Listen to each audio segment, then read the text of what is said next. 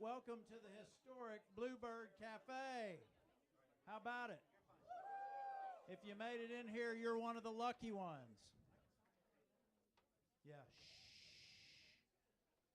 If you've never been to the Bluebird, raise your hand. Okay, only one. Good. Most of the time when Shannon and I come in here, there's about 100 people.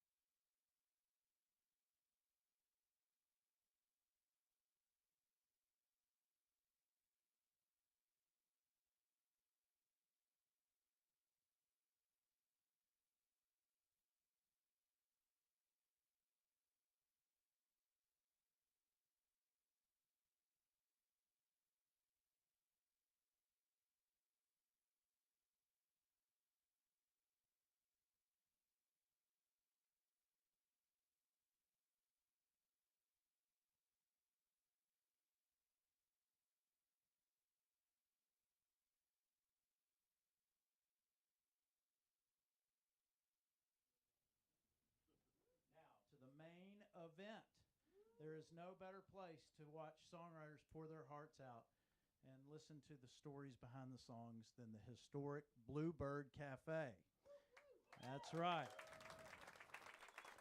In fact, this place is a sacred place where songwriters have been coming for over 30 years, all levels of songwriters, and pouring their songs and stories out. We've seen them all.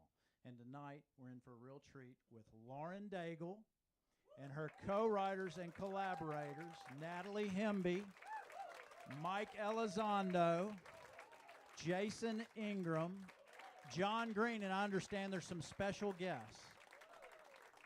She's going to be performing songs from her new self-titled record, Lauren Daigle. Ladies and gentlemen, Lauren Daigle.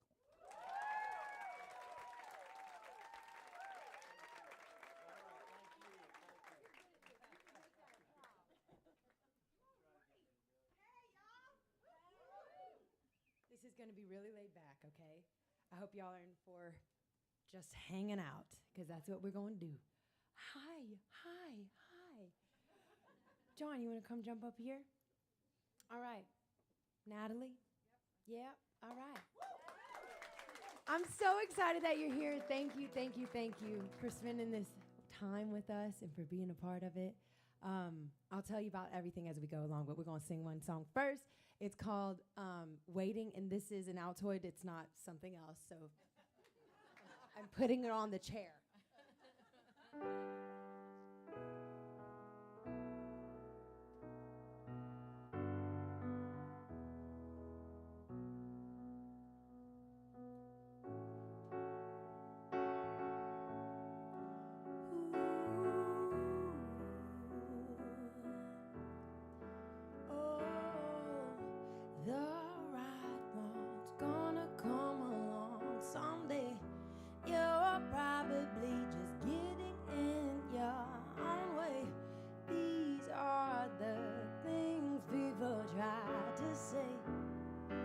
When they don't want you to wait, when you wait, you're always counting, selfish shit, but somehow doubting, wondering what you got yourself into. Tossing, turning, anticipating, all the while your heart is aching, knowing that the day is coming soon. That's what it feels like, waiting for you. That's what it feels like, waiting for you.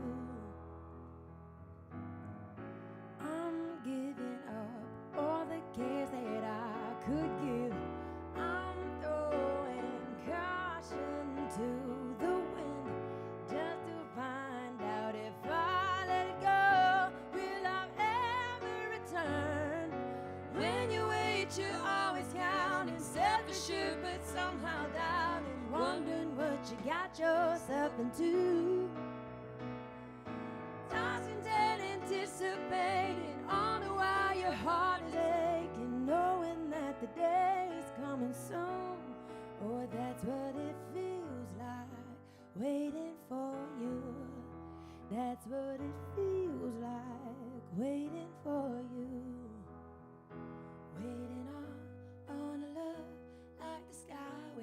the sun.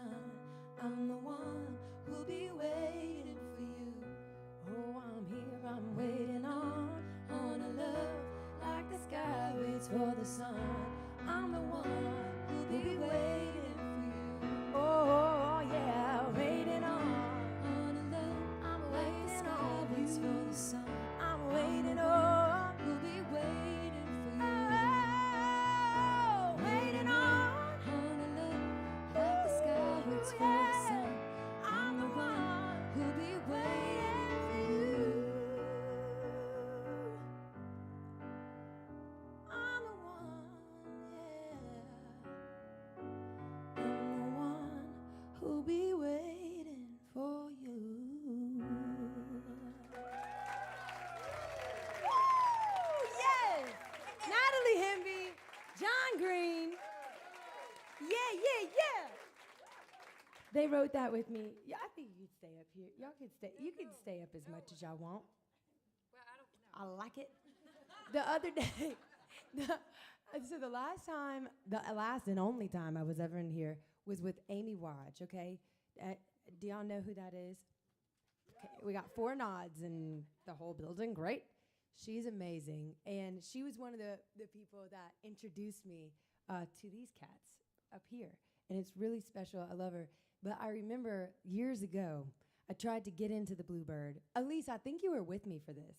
Do you remember when we tried to? So that's my best friend. Her name's Elise. Yeah, we invited them to the industry event.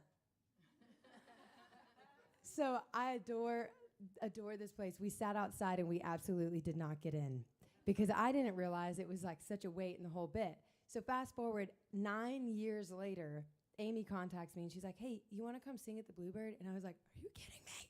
I was like, "Yeah, I've never even stepped foot in that place before." So we got to do it I guess that was like 2 months ago. Fast forward, we were leaving and Lee and I were in the car going back to the house and I said, "We've got to do something here. This is so special. This is like incredible. I love the way this place feels. I love the history here. Thank you to BMI. Thank you guys so much for being a part of this, for letting me share my record with you guys in this type of a setting."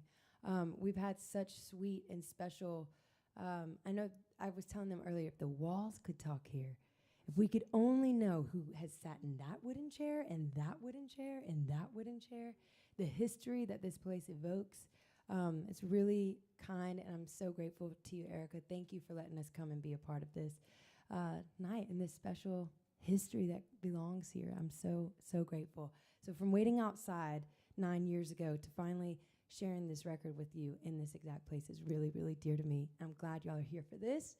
I'm glad I'm here for this. Okay. Now, there's bullet points down here because I'll just talk your head off, and this is like a very organized situation where in 75 minutes I have to be off this stage. If you know anything about me, I'll make that 75 turn into 2.5 hours. That's not the way this is going to work tonight. So I'm going to stare at this for 2 seconds. This record is a completion of the 10 tracks that came out in the spring. This record is the completion of the 10 tracks that came out in the spring. I'm so excited that you get to hear the 10 tracks that are following up the other 10 tracks. In total, it's going to be 23 tracks. I cannot wait. I had the privilege of working with all of these songwriters and the one and only Mike Elizondo. You want to come on up, Mike? Oh my gosh, my Altoid needed that seat. Kidding.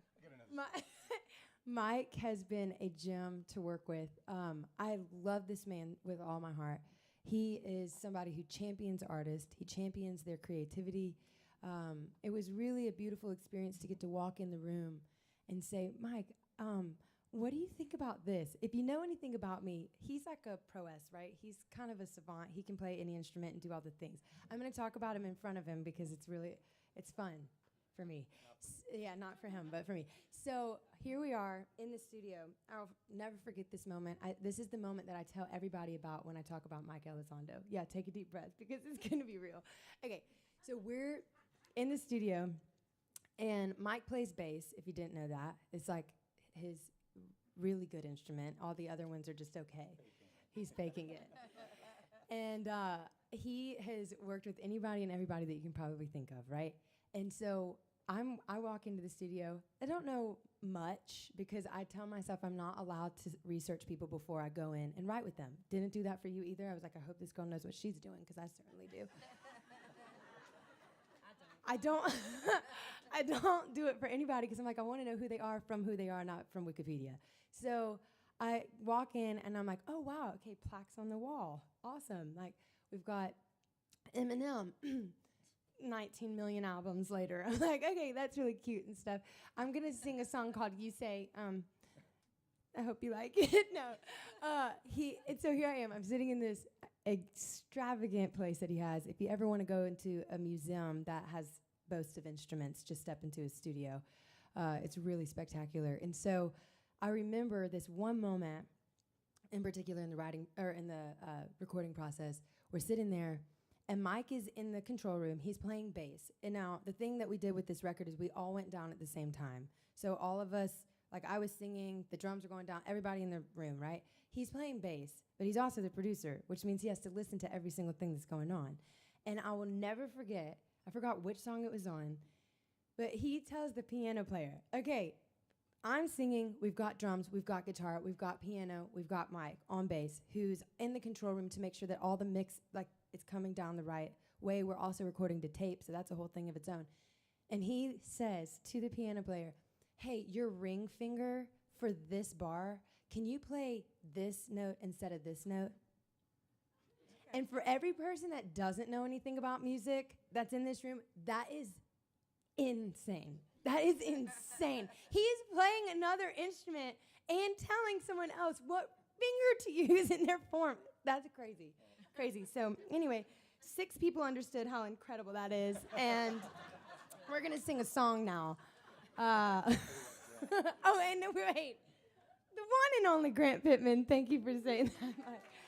Grant, we wrote on this record together, and he plays in my band. He is the director for the band. He's amazing, and I'm grateful that you're here, Grant. Thank you. He plays the keys.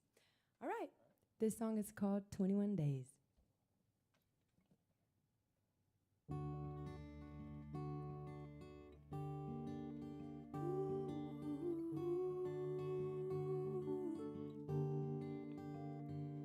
How far do you go when you look for love?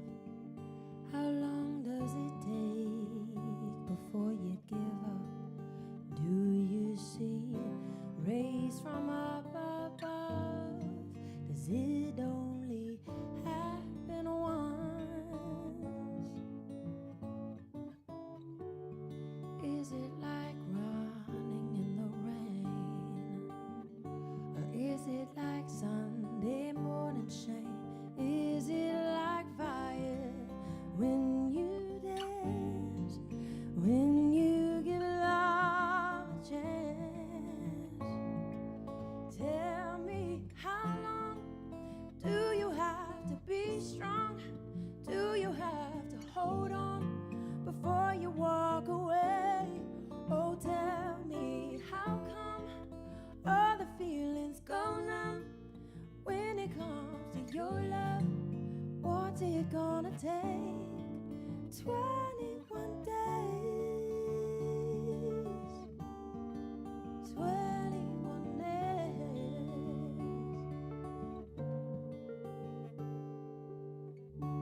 Is it a dream that you set free? Or holding your hand so tightly? Is it a wish that you regret? Waiting for happiness. Tell me, how long do you have to be strong? Do you have to hold on before you walk away? Oh, tell me, how come all the feelings go numb when it comes to your love? What's it gonna take? 21 days. 21 days.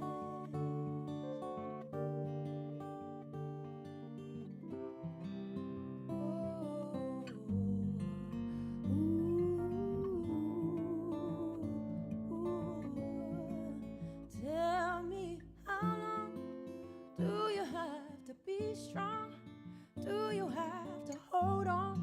before you walk away, or tell me how come all the feelings go numb when it comes to your love. Do I leave or do I stay? 21 days, 21 days. How far do you go when you look for love?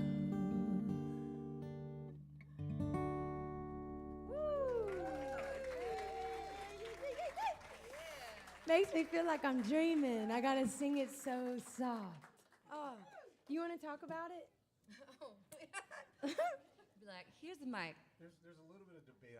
I'm pretty positive that was the first song that we wrote together. Yeah, I think you're right. And Natalie came over and we hung out and talked, and you were telling us different things that were going on in your life. I mean, that's always the thing. I know Natalie does this so well, but she gets the artists to sort of talk about what's going on in their lives and gets them to pour out. And 9 times out of 10, that's what turns into the song. And you kind of had this whole thing about 21 days, and you know. Well, and Mike, it's so freeing writing with him because he can just play anything. And it's like when you have that opportunity, I mean, I just want to fling the doors wide open. And she had been on this theme of 21 days, and some people talk about how it takes 21 days to change a process, or there's a 21-day fast. There's all these significant things behind 21 days, and I was like, we have to write a song about this whole experience you're going through. But it was so awesome because a lot of times whenever you're writing, you don't always come in with an idea, and you don't always come in with a melody. And honestly, we started from the ground up on that song completely. But it was so fun because Mike would just get on and start playing, and he would let us, both Lauren and I, freestyle, and we would sing into the mic. I mean, he'd record it, and then he would take pieces of it and be like, that line right there, that needs to be this melody here, and this melody here. And it was just so magical. It got me all hyped up, so. It was also the first song we cut for the album. I like to call it my audition, but we had one, we came. It absolutely was. It was totally my audition.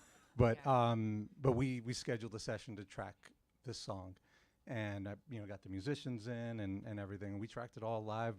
And I told Lauren, I was like, try not to be too late because these guys are really good, and we'll probably get it really quickly, But you were late, and we kind of just got it to the point right where everything was dialed in and perfect, and Lauren came and fake pass. we did some really great passes to get her vocals with the group. But it was also very exciting to know that Lauren hadn't done a lot, if any, maybe recording with the band in the studio, and so to have the musicians there, and they're getting to be inspired by what they're hearing her sing, and then she's getting inspired by what they're playing, and everyone just keeps rising and rising, and it's this beautiful thing until you get the take. And we were able to do that a lot on this record, and this was the first song to kind of make sure we all felt good about that process.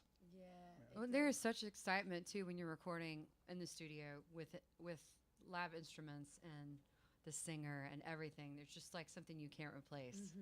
Because you know that the potential is that all of us can collect one sound at the same time and then that go on the record, versus when it's all cut and dice, spicy spice. That's when it you're like, okay, that's great and all. It makes a record, things happen, but there's something about the synergy of knowing if we're all doing this at the same time. I'm looking over at you like, do you feel like this is going to be the one that you're doing? Because if you're going to show up on this one, then I'm certainly going to show up on this one. And there's this thing that happens organically. It's really, really dear. So, first one. That was the first one. The beginning. Okay, cool. Mike doesn't want to sit up here anymore, so it's fine. I'm going to thank a couple of people. Thank you to BMI. Thank you for American Songwriter. I had an interview with them earlier, wherever they are. YouTube, Centricity, Atlantic. You guys have made this night so special. It's possible because of you guys. So I'm looking for the faces, but I'm very grateful wherever. It's not even big, and I'm doing this thing. Thank you. I'm appreciative. I'm glad that y'all are here. This is wonderful. And this is Jason Ingram. Okay, so I wrote this song with Jason and Stephen Furtick. Jason, you want to talk about it a little bit? About this song? You don't want to talk about it? Yeah, I do. You do want to talk about this one. Yeah. I had the most amazing opportunity to go to your home in New Orleans with Mike and Natalie, which were brand new friends to me at the time, and I was just so excited to be together. And we went down to write, and Lauren didn't really want to write. She wanted to just show us Play first, show write us New second. Orleans. Yeah, every night about 10 o'clock, Natalie and Mike and I would be like, "You think Lauren might want to write about that?" But Oh no. no, it was actually didn't know amazing. It was fun. It was fun. Like none of us cared. We were just having the best time. But I went for a walk the second morning, I think. I was just looking for things that sort of inspire something and something from Lauren's space. And I was just out for a walk, and there was graffiti on a lot of walls there, but there was one wall that someone had written in graffiti, "Love me still," and I just hit my heart, you know. And I'm just like, I just feel like God's got something in that for us. And so I took a photo of it, and I believe it. Like, I believe that God loves me still. And still means a lot of things to me. Mm-hmm. He loves me when I'm still, and he loves me still. And so we eventually got to flesh this out with Stephen, and that's where it came from. And it's in red letters. Yeah. I never thought about that. Yeah. That's pretty cool. Lauren was late to your first recording. Stephen flew in, and he's a little hard to get in town, and Lauren was late to that too. If you know anything about Louisiana's laissez les bons temps relais, okay? You just let the good times roll. And if the good times are rolling before I have an event, they're going to keep rolling. And then I'll just show up at the event when I'm supposed to be there. We call New Orleans the Big Easy for that reason. If you show up 45 minutes late, everybody knows it's just because something really good was going on. And so you're like, oh, yeah, it's fine. I remember showing up to parties, and I'd be like an hour late. But it never mattered. It wasn't like, oh, you're an hour late. It was like, oh, what was going on? Why weren't we involved, you know? Well, fast forward, I moved to Nashville. Something's in my eye. I remember moving to Nashville, and I would show up, 30, 45 minutes late to a writing session. And people were like, hey, that don't work here. And I was like, what are you talking about? I'm not late. I'm before the hour mark. I quickly learned that, something is in my eye. I quickly learned that people don't like people being late in Nashville. And so I had to get it together, and I had to learn how to become an adult.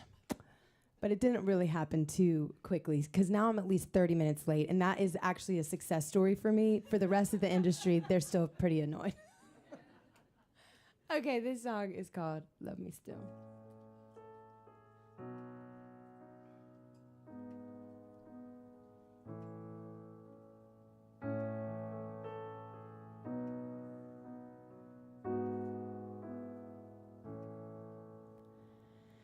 When I'm at my worst, when I'm at my best, you couldn't love me more, you couldn't love me less. You met me in places that I could have never imagined. You washed all my failures away as though they never happened. You love me still, you always will.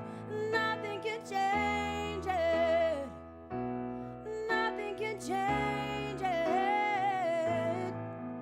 You love me still, you always will. Nothing can change it. Oh,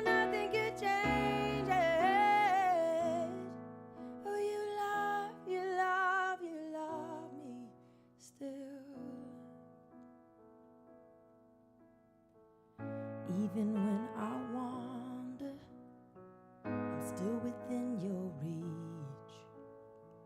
There's never been a moment you gave up on me. You met me in places that I could have never imagined. You washed all my failures away as though they never happened. You love me still. You always will. Nothing can change it. Oh, nothing can change it. You love me still. You always will. Nothing can change it. Oh, nothing can change it. Oh, you love, you love, you love me still. You love, you love, you love me still. I'm not for what I've done, but just because. Oh, not for what I've done, yes, but just because.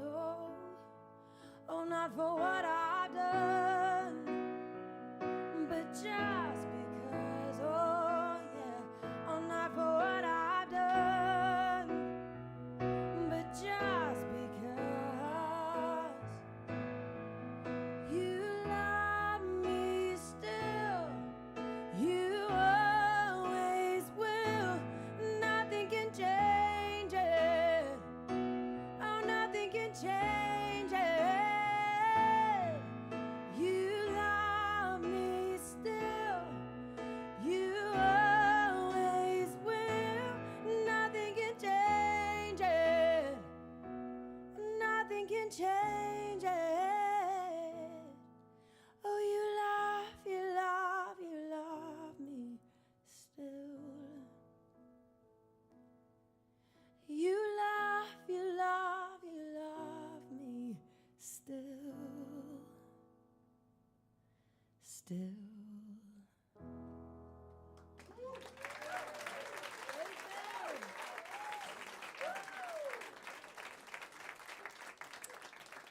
Thank you, Jason. I remember thinking, oh, another ballad? Come on, I've done that already. I'm not trying to be Adele over here. She's got it locked. And then last night we had this thing called Crew Pass, which is like our little VIP thing that we have every month. We do a Q&A with them. And we hosted something at WME with like basically they came and we played the record for them. And whenever we got to this song, every person in there, it was like the moment that the train hit them, that they were like, whoa, what just happened to me? And that was also the moment that I was like, I think I might sing ballads forever. I think I might sing ballads forever. I've had a love-hate relationship with them my whole life because I'm really silly and they make me really serious. And I don't like to be serious. I like to have fun. And so every now and then, those moments take me by surprise where I'm like, wow, wait a second. There's something tucked in this that it feels innate. And like sometimes we try to wrestle and fight against the things that are just actually innately a part of us. We want to see a change or an evolution, but sometimes the wiring is just the way it's meant to be. And to accept that is a little bit easier sometimes than to fight it. And this song is one of those that I'm super grateful for. I'm glad it happened. Thank you, Jason. Thank you. Okay. Grant, you want to come up? You want to do this one? Am I on time? Am I late? Should we do this next one or should we skip? Okay, great. Just talk less. It's always, sometimes I'm in my in-ears in shows and they're like, hey, Lauren, stop talking so much. We're supposed to be off stage in 4 minutes and you have 3 songs left. I'll try not to do that. Please don't kill me. This song is called Salvation Mountain. I wrote it with a man named Jonas Myron. He's incredible, lives out in LA. And this was a song we took a road trip for. And I remember when we were on the way, we stopped at this place, grabbed some drinks, whatever. And I remember hearing this choir part, like so loud in my mind, like so vivid. So we don't have the choir here tonight. We tried that. And we decided to opt out. So here's the thing. If you catch on and you want to sing along, you can do that. If you don't want to do that, just listen to the record. This is called Salvation Mountain. You take my rags into riches, my mess into marvelous, my broken into beautiful, like only you can. You take my fear into faith, my hopelessness to happiness, my loneliness into living. It's where you're taking me. I'm on my way to Salvation Mountain. Oh yeah, I'm here to be changed. I'm here to be free. I'm on my way to Salvation Mountain. Won't you come and meet me there once again? Now my tears are a testimony. My sadness is a stronger joy. My struggle turns to victory. It's your faithfulness to me. I'm on my way to Salvation Mountain. I'm here to be changed. I'm here to be free. I'm on my way to Salvation Mountain. Won't you come and meet me there once again? The past is behind me. The future is in front of me. I throw my worries away, 'cause I know you're still writing my story. No matter the distance, I know you go before me. You take me by the hand, remind me who I am. You're here to show me the way. I'm on my way, oh, to Salvation Mountain. I'm here to be changed. I'm here to be free. I'm on my way, oh yeah, to Salvation Mountain. Won't you come and meet me there? Won't you come and meet me there? Won't you come and meet me there once again?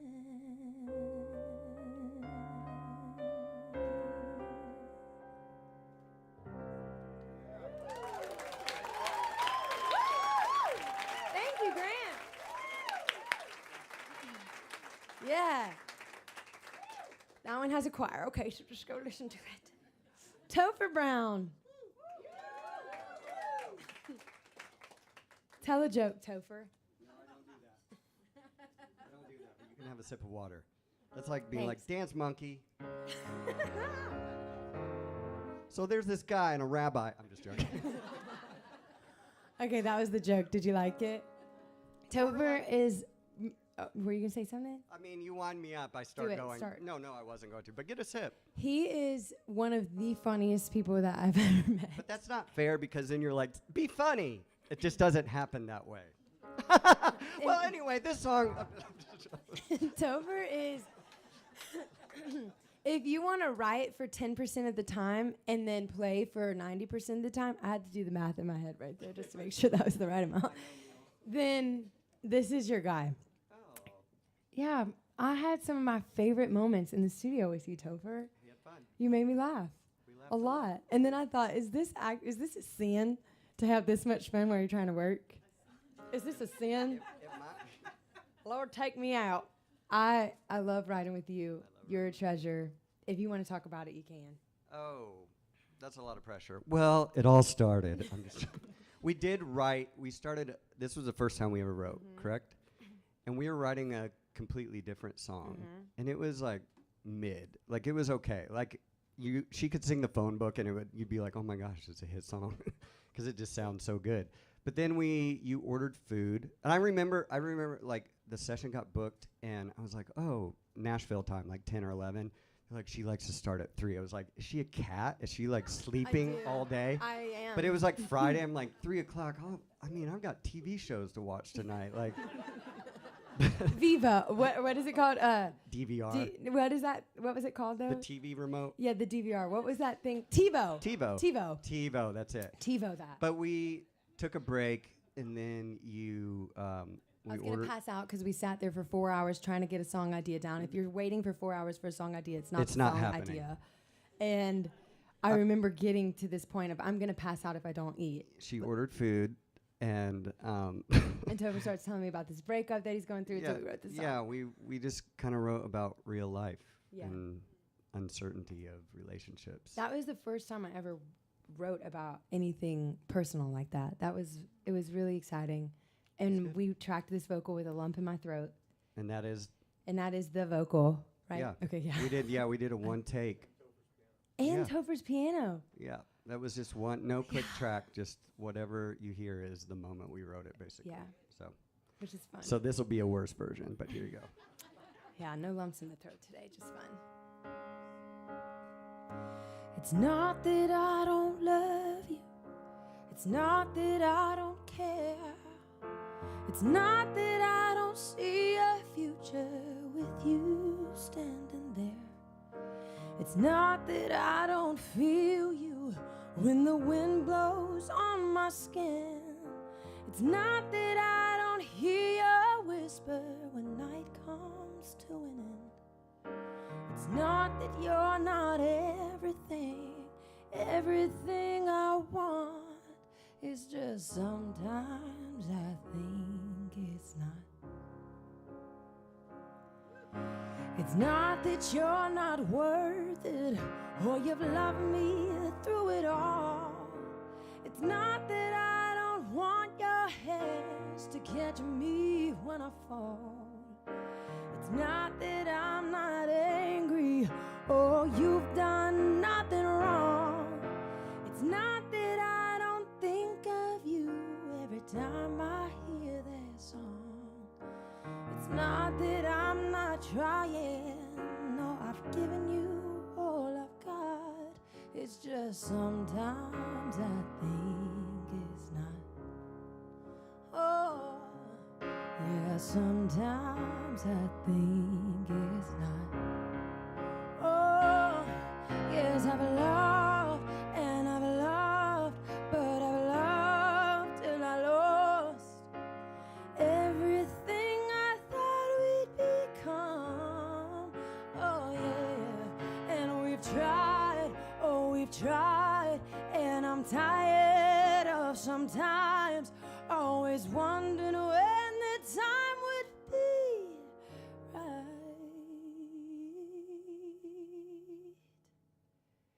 It's just sometimes I think it's not. Or sometimes I think it's not. Oh, the right thing, the wrong time is not.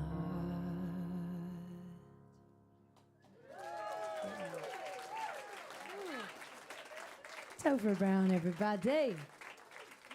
Woo. It's hard to sing that without the lump. Yeah. And I don't know if I've ever told you this, but Atlantic signed me off of that song. I don't know if that's bad to say or whatever, but we're not obeying any rules around here. Julie heard that and said, we have to do this based off of that song. Isn't that cool? Okay. Anyway, just thought you should know. Oh, yeah. It's in the mail. That's what she said. Okay, this one is maybe. Natalie, want to come up? Do you want to? You want to take a verse? Sure. Do you feel comfortable with this one? Sure. That's a wink. Yeah. If you want, you don't have to. No, you do it. You want me to do it? Okay. I'll do it on the next one. Okay, great. This song, so Waiting and this song we wrote in the same day. It was the first time I ever met John, and I heard his butterfingers on the piano, and I was like, oh my gosh, I'm going to eat all of that chocolate up. It was so good. I tell everybody that if my soul was flipped inside out, it would sound like John Green on the piano. And should you play just something for fun right now, just to show them what it sounds like? Still kind of nervous that Yeah. we're about to play this, and I don't think we played it since we wrote it. No. So this could I be. haven't sang any of these songs since the studio. So this is like first night excitement. Those are always the best nights to me, and then everything else is downhill from there. So as it is. But this song is probably, I would say one of the most dear on the record for the sake of the story behind it to me. Which, do y'all want to talk? Because I'll just talk the whole time. I think Natalie. You go. I'm coming back up. Okay.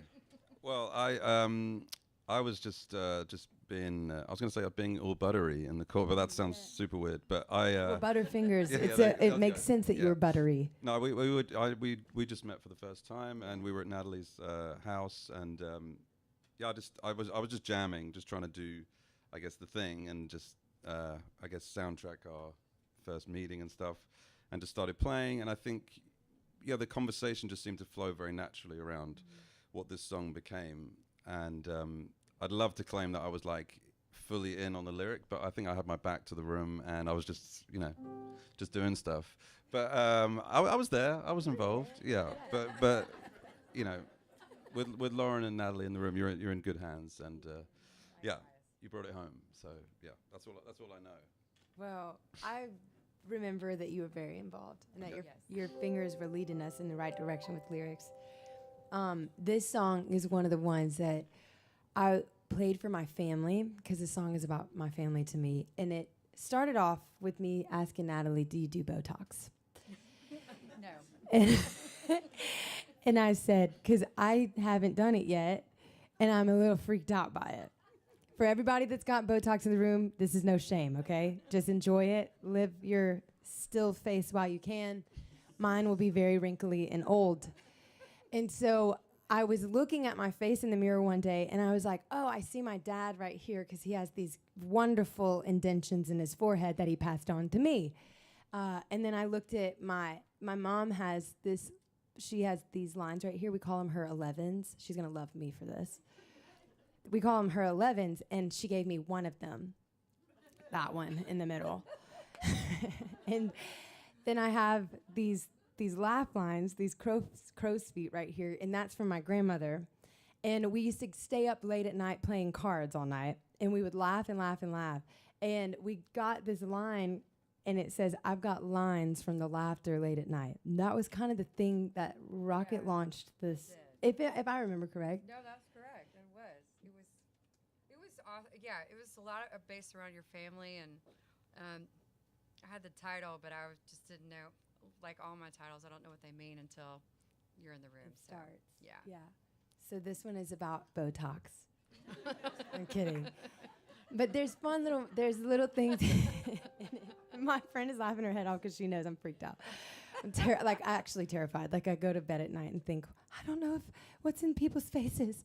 But my grandmother was a librarian. She was a librarian, and she turned the corner down on her pages. Growing up, I saw that my whole life, and I remember thinking, gosh, these special memories that I will be able to take from my family for the rest of my life. And we wrote this song, integrated a lot of those things, and then I finally got the privilege to share it with them. And I know that's really common, like songwriters write songs, they share it with their families, like this beautiful thing. But I I've only had very few opportunities of doing that, where I've specifically written something that has reflected what they have meant to me in life.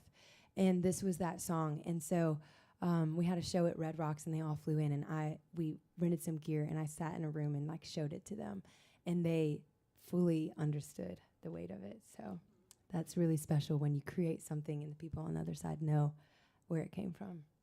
This is Inherited, her song title.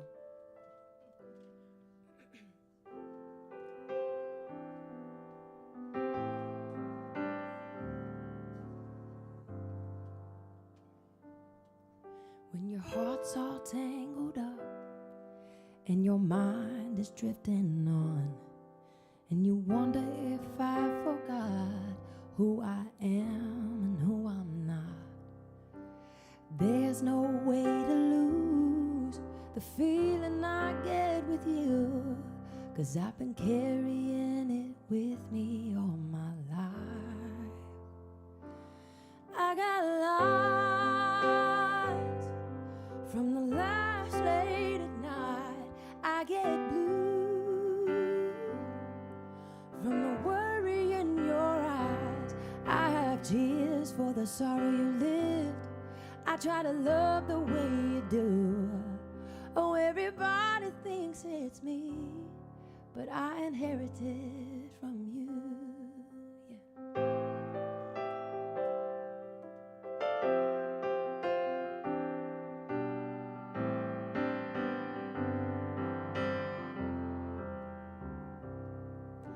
I stop and talk to strangers to hear what you would say. Turn the corner down on pages so I never lose my place. A million things I do because of you. Oh, I got lies from the last day to night. I get blue from the worry in your eyes. Oh, I have tears for the sorrow you lived. I try to love the way you do. Oh, everybody thinks it's me, but I inherited from you. If someone would have told me, bet I would have known me whenever I looked at you. Oh, I got lies from the last late at night. I get blue from the worry in your eyes. Oh, I have tears for the sorrow you lived. I try to love the way you do. Oh, everybody thinks it's me. Hey, yeah. Oh, everybody thinks it's me. Oh, but I inherited from you. Ooh, yeah. All from you, yeah.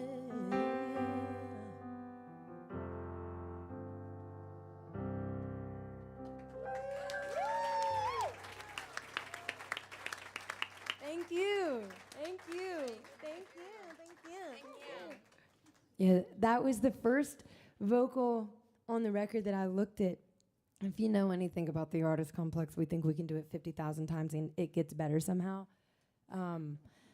That is a real thing. You get in the studio and you're like, I need to do it 1,200 times. And then on the 1,201st time, it's going to be right. Mike is amazing because he would look at me and he'd say, you're doing it 3 times and that's that. Like, we are not doing this game. If you don't get it by the first time, that's what you're living with and that's how it goes. And I remember we tracked. You make me sound so mean. You are not that I needed that. I'm saying that with goodness. Okay. I needed that.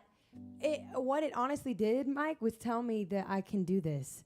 Like, I think there's this thing that happens where an artist gets in a studio and they think, I need to beat the last thing that I did. I need to beat the last thing I did. And he's like, why didn't you just savor the thing that you did and let that be the thing? And I think there was a lot of years where I didn't know if what I did was good enough. I didn't know if being in the booth was good enough, if I tracked what I was supposed to track and all the things. And he just came and like squashed the insecurity and said, you're getting a handful of times, that's that. it's not getting better. You already nailed it the first time. Just stick with it. And that was good for me. It was a good lesson to learn. But this one, so fast forward, we had tracked all through May. We came back to the studio in August. And in August, I think we tracked Inherited, I think. And yeah. There were like a couple of songs we tacked on afterwards. At the end. Yeah. And so I had that first month of that experience, right? Of like, you're going in, you're singing it a couple times, that's that. And we get to Inherited on the back half.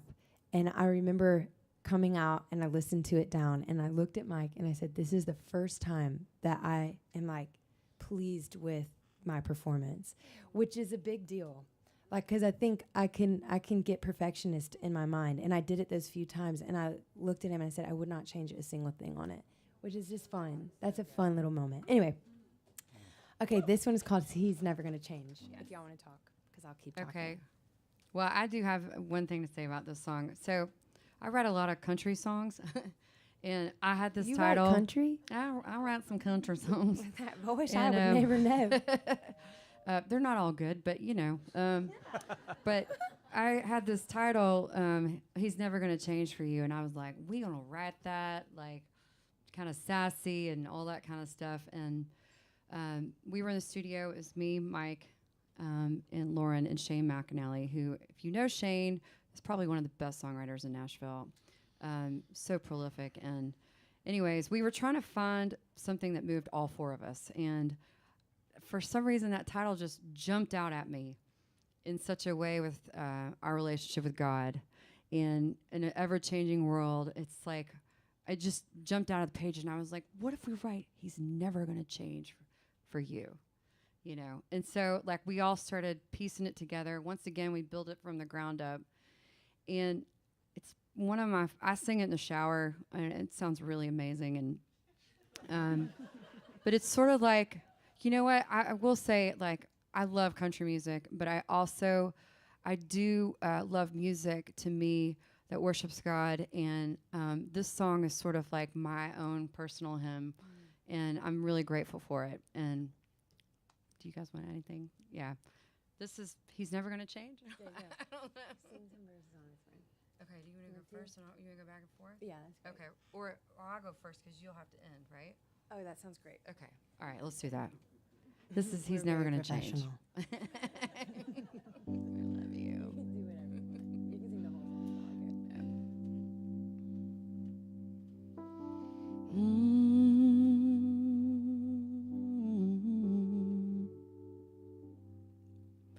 He'll always make a way for you, make the sun and rain for you. He'll never walk away from you. He'll always take the blame for you. He'll always stay the same for you. He'll always stay the same, 'cause He's never gonna change.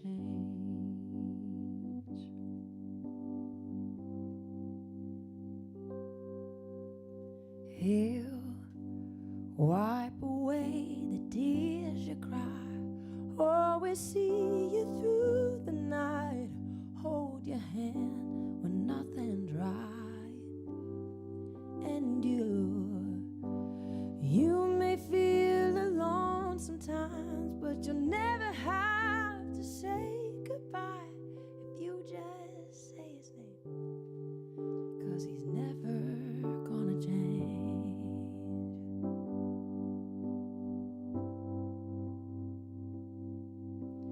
He'll always have a place for you, a forever home that waits for you. Leave the light on, stay awake for you. Oh, and He knows just what you're going through. You're the one He wants to listen to every night and every day, 'cause He's never gonna change.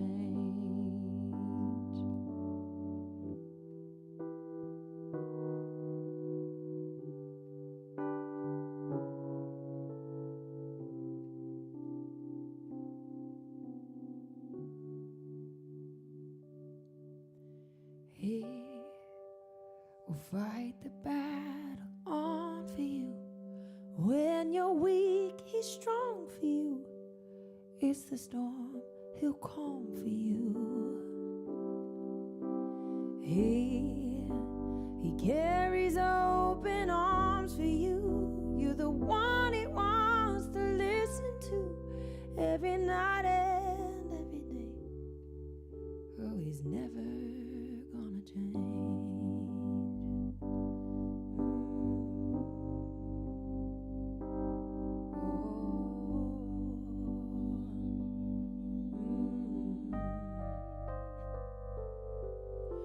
For you,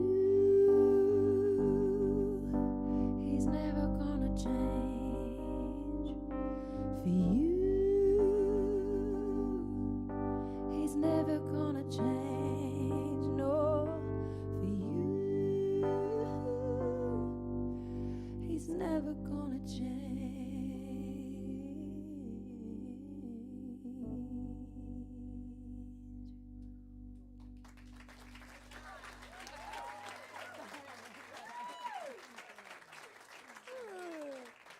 That one, Mike and I, that was the first time I ever recorded with Mike in the room. It was just the two of us. He was on Rhodes, and I was singing, and it was right after we wrote that, like directly following. And I think it was like 9 o'clock at night, which might have been one of the latest nights we've been there. Was it 1 felt o'clock? like 9 o'clock to you, but it was more like midnight. Okay. Yeah. So that's the time thing again. I live in my own time. It's called LD time, and everybody else in the world just has to jump on that time zone. LD time zone. Anyway, so we were tracking this one, and we were just thinking, okay, yeah, it's going to be the demo, whatever. Let's just get it down. And I remember walking in to the mic, and I don't know if I've ever told you this, but I said to myself, sing like this is going on the record, because this is going on the record.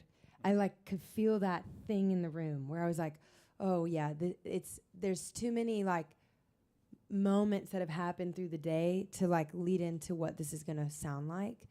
And we went in, and Mike was on the Rhodes, and this is the first time I'd ever been on a mic at that point. I don't think we had done 21 Days at that point.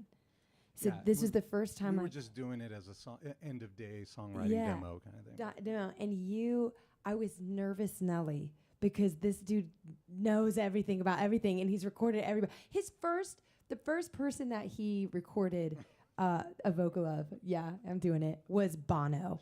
Okay?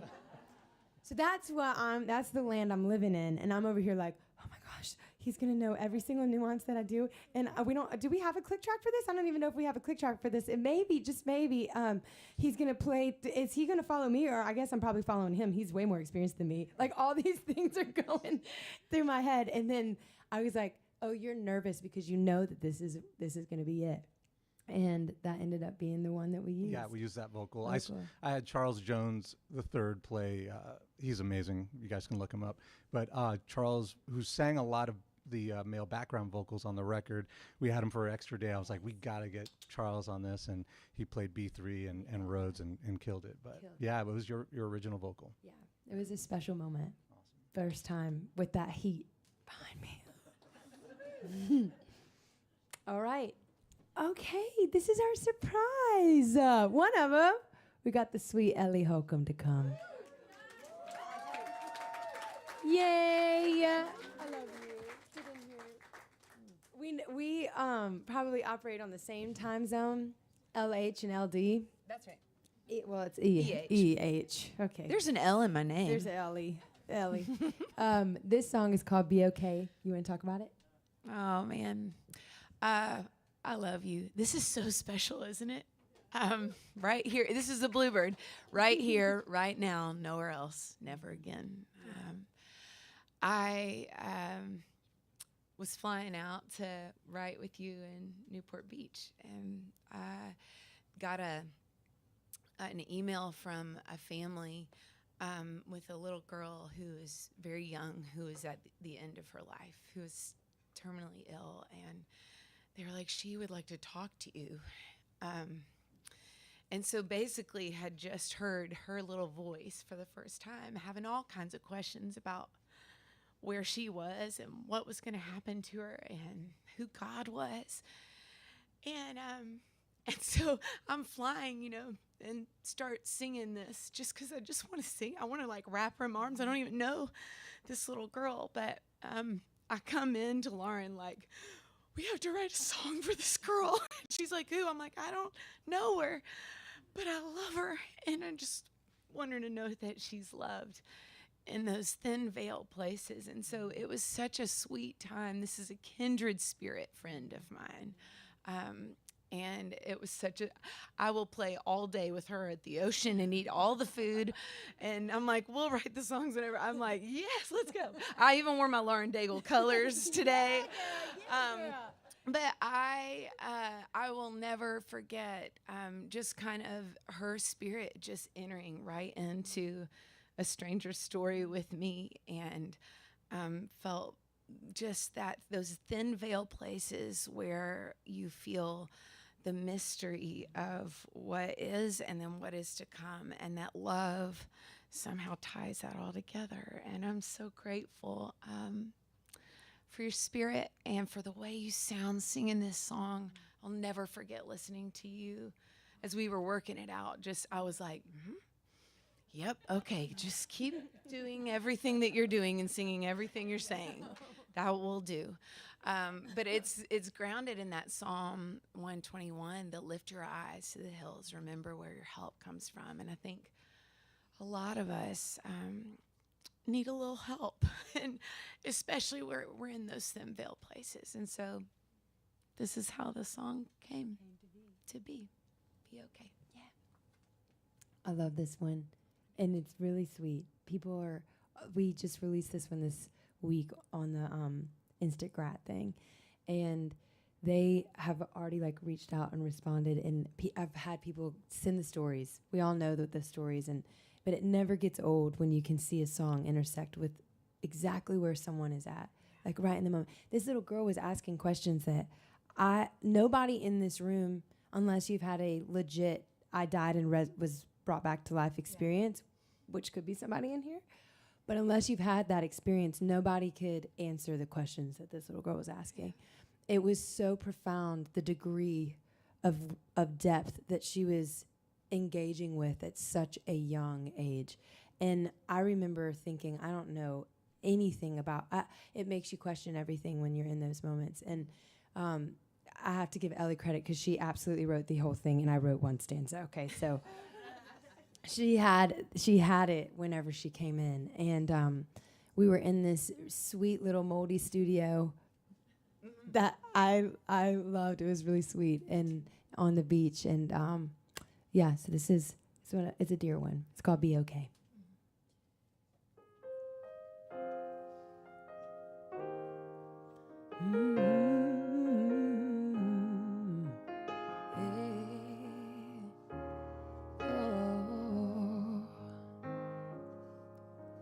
You're gonna be okay.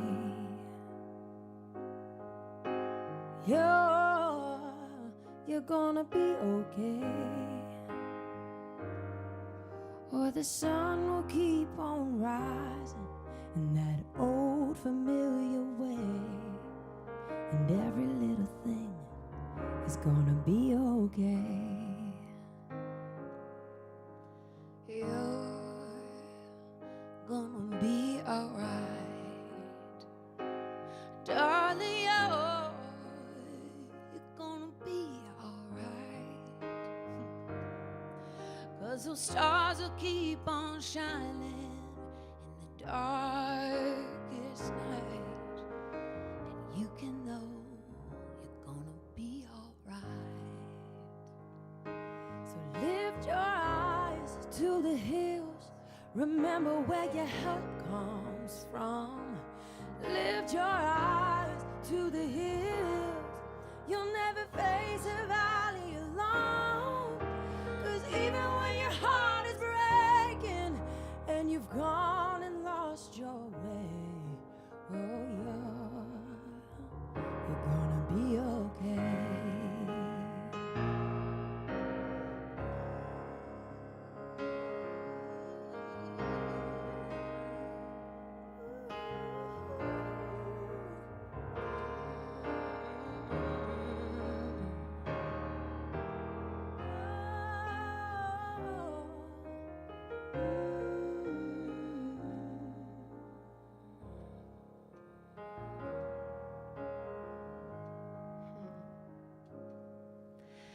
You're gonna be okay. I know that you're gonna be okay. And not a care in this whole world can take that truth away. You're gonna be okay. You're gonna be alright. Darling, you're gonna be alright. At the end of all our breath, when we're beckoned on to the light, love will meet you there. You're gonna be alright. Oh, the end of all our breath is the beginning of new life. You're gonna be alright.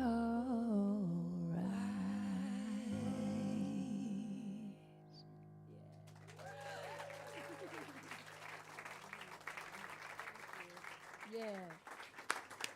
Woo. All right. Jason. You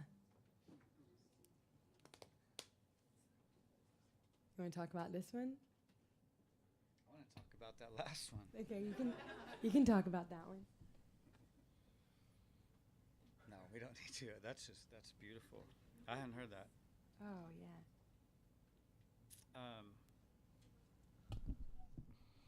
For those of you on the stream, I was telling someone earlier that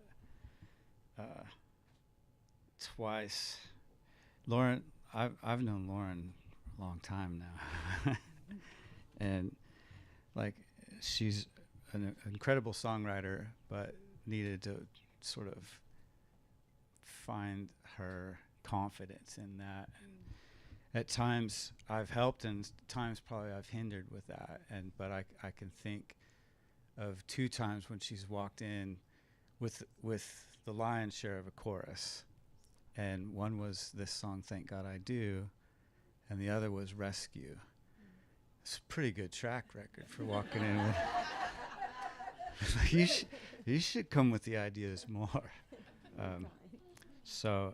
I just remember when Lauren and I we've made a lot of music together, and we hadn't seen each other in a couple years, and it was just sort of like, does this still work, you know? And I think we left that day just feeling so grateful for history and just the story, that the things God's done through us, with not really any need for anything else.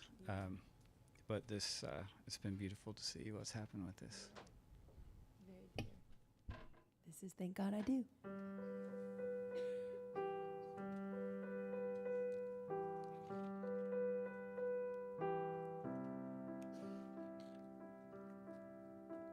You sang this to me too. You sang this piano part to me. Oh yeah. I had to work it out. I said it's like dun dun dun dun dun. I was like dun dun dun dun dun dun. Yeah. He was like, I'll form Yeah. chords on that.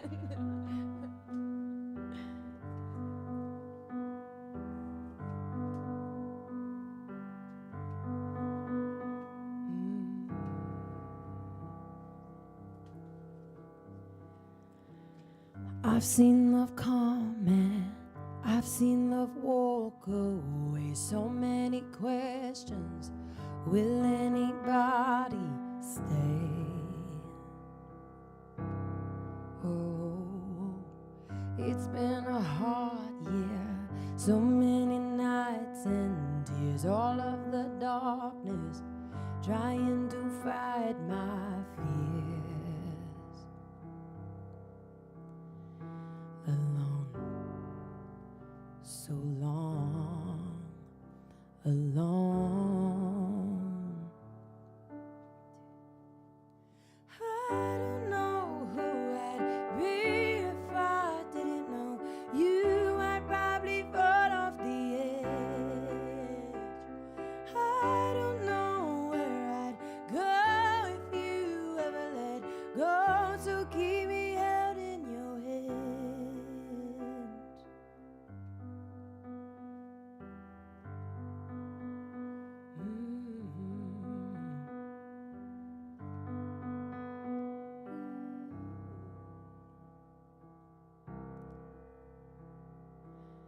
I've started breathing. The weight is lifted. Here with you, it's easy. My head is finally clear. Oh, there's nothing missing when you are by my side. I took the long road, but now I realize I'm home with you. I'm home. I don't know who I'd be if I didn't know you. I'd probably fall off the edge. I don't know where I'd go if you ever let go. So keep me out in your hands. I don't know who I'd be if I didn't know you. I'd probably fall off the edge. I don't know where I'd go if you ever let go. So keep me held in your hands.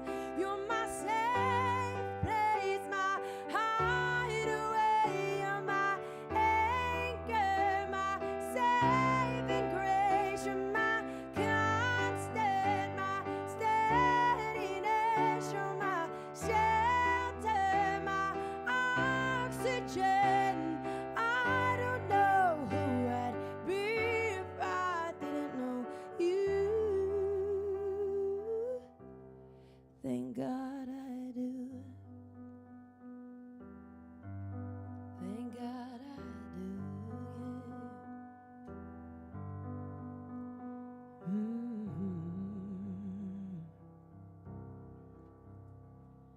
I don't know who I'd be if I didn't know you.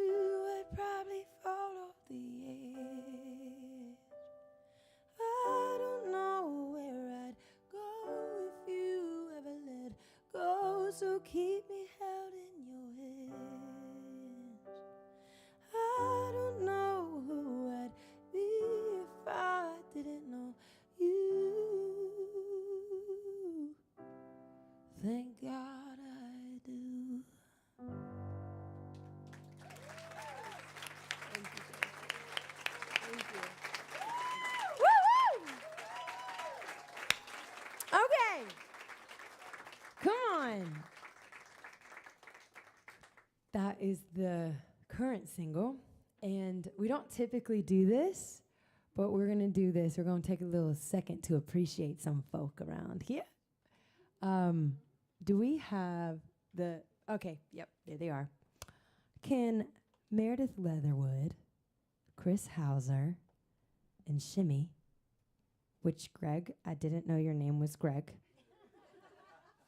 come up to the stage real quick. And then can Chris Love, where, oh, they're not here. Okay, great. So that's the part I'm going to say.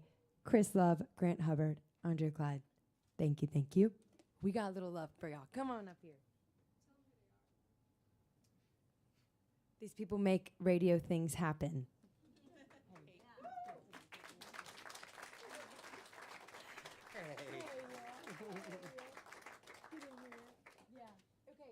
So here's the thing. Stories for days. We're going to make some stories, okay? Chris, he is one of the people that kind of shepherded me, championed me, whatever, from the very beginning. I would say, right? Yeah, okay. 10 years. Yeah, 10 years. I'm like, that's been a long time. But I remember the first time I met Chris, it was that feeling of like, oh, I feel like I can, oh yeah, you can say, I feel like I can actually be myself with this guy.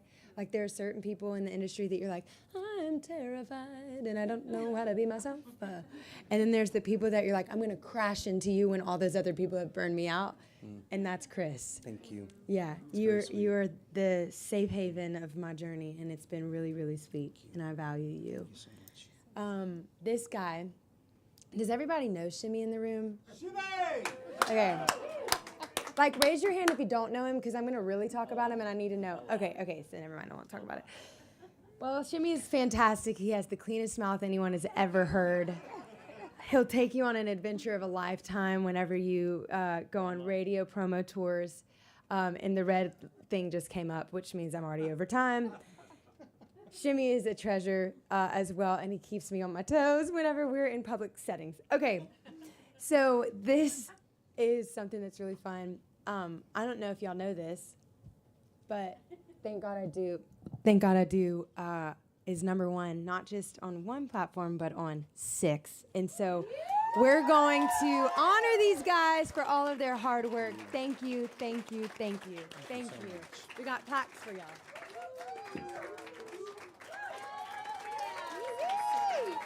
And thank you to the team who made this happen. We found out that they can make plaques in 6 days. Thank you guys so much. Thanks, you. Lauren. This is really special. We need a party pick. Okay. Thank you. Thank you. Thank you. Y'all are awesome. That's a big deal. For this reason, I was holding my breath the whole time with this record. It's like not often that you get those projects. I don't want to say that. That sounds really bad, actually. It's only once that you can really do a self-titled record. And I remember saying to people prior that if nobody likes this record, I really don't care because I love it. And as we've gone along the journey of like listening to these songs and being a part of these songs, now of course I care if you like it, right? But I also, if it doesn't do the things that everything else did, it's fine because of how much it has meant to me. And to see the hard work of so many people going into this record and to see that it is being honored, like what you guys do to bring these songs to the forefront. It doesn't just honor me, it honors every songwriter that's been a part of this. It carries the baton further and further along. And it's genuinely a treat. It's not just about a number. It's that our lives get impacted and opportunities come because of that. So genuinely, thank you, thank you, thank you. I appreciate it. All right, Grant. Woohoo! My friend. Okay, Mike's gonna play the bass. You're gonna get to hear him play. Is it the bass? Yeah. Okay, yeah, good. I had to make sure that's the one we're playing for this. So this song, or Grant, you want to talk about it? So this is the first song that I've written with, one of the first songs that I've written with my band members. 2 of them, Grant Pittman and Daniel Sauls. And I like, this was such a special thing to me because I've always wanted to honor the people that come on the road and that are a part of that day in and day out process because it's a lot. You're always away from your family. You don't sleep because it's a moving vehicle that you have a bed in. And there's a lot that goes into it. There's pressure and things like that. And I was like, man, I've always wanted that thing, that synergy where the people behind you are also people that are a part of your artistic creations. And Grant has been one of those, and it is such a sweet thing. We started writing this song in a stinky, smelly hockey arena locker room. So when people think that we fly to Bora Bora and do our riding trips and stuff, let me just tell you, if I remember, moldy carpet. It was nice and vibed out, though, thanks to Jill, who's, I think, in the room somewhere. Incense and candles and all that kind of stuff. That's right. That's right. Because there was only one flickering fluorescent light in the corner, and it looked like somebody was going to get murdered in there. It's like a crime scene. And Jill came and like made it what it was, and we got this song out of it. And then fast forward, we started it there, and fast forward, we went to Alaska.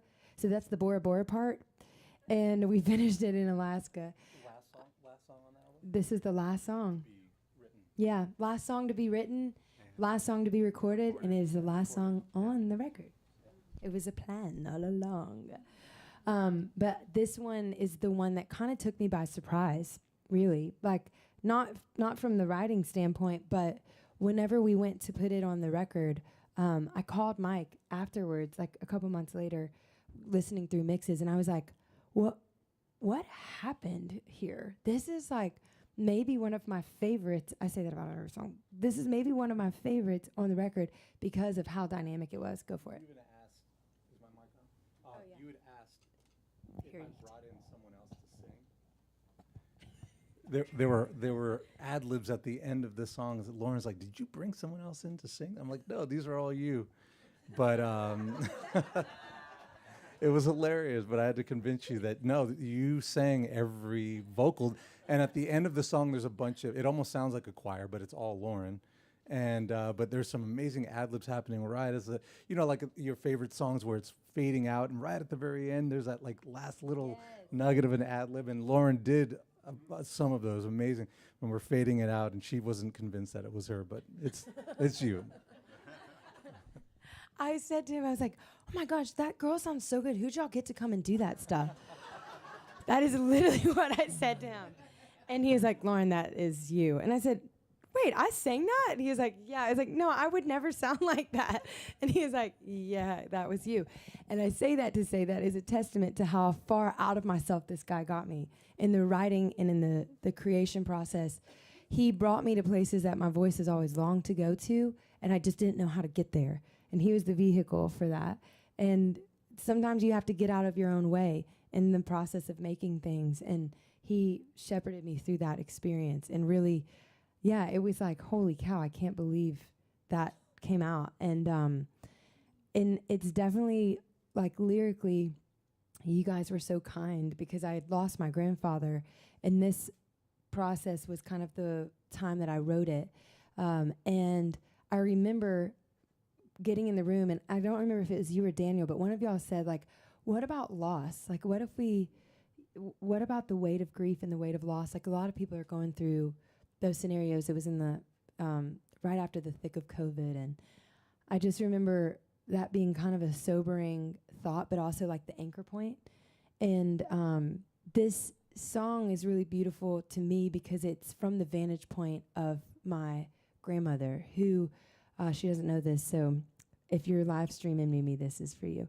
So we wrote these lyrics from the standpoint of my grandmother saying this about the experience of losing her husband of 60 years. They were inseparable. They met going to Europe and came back on the Queen Elizabeth. Are you kidding me? For everybody that doesn't know, that's a vessel. It's a ship. Not the actual queen. Not the queen herself. They didn't ride her back. It's fine, whatever. So I'm 6 minutes and 20 seconds over, so we'll sing this song, but this one was the sneaker set. If you know anything about surfing, the sneaker set is like the one that takes you out. This is the one that took me out. I love it. It's called You're All I'll Take With Me.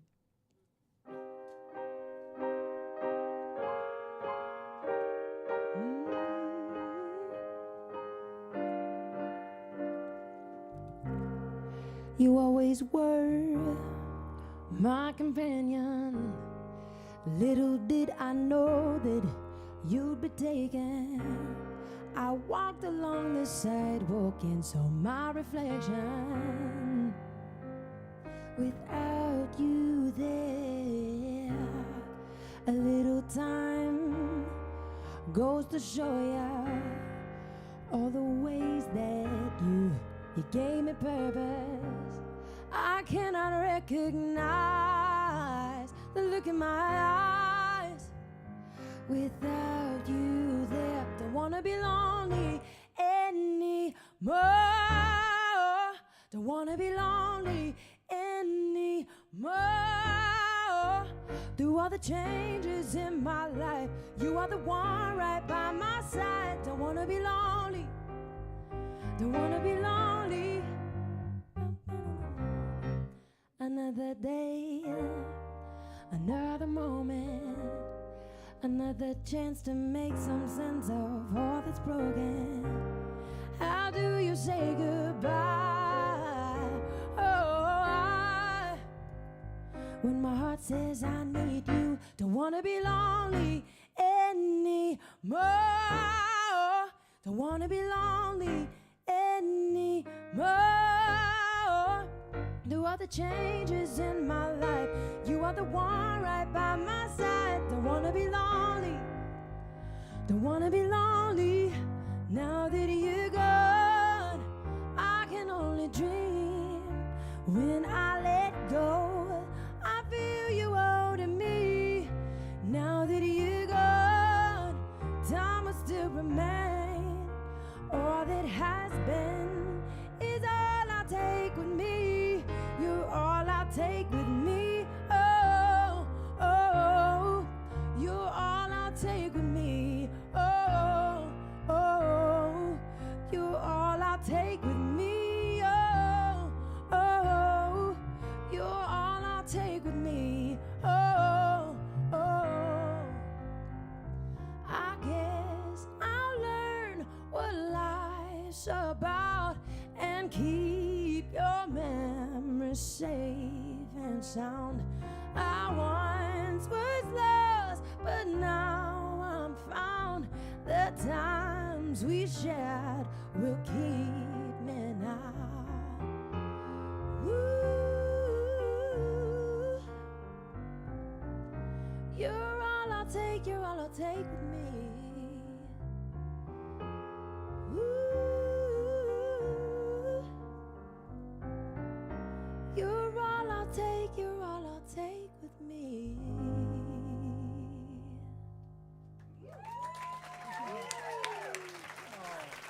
Thank y'all so much. Thank you, thank you, thank you. Thank you for being here. Thank you for spending your evening with us. This is such a treasure to me. Such a treasure. I'm so grateful. Thank you, Mike. Thanks for making the record. Thanks for everybody who played on it and cried on it and all the things. Thank you, thank you, thank you. All right. I'll give you sweaty hugs after if you want one. Thank y'all so much.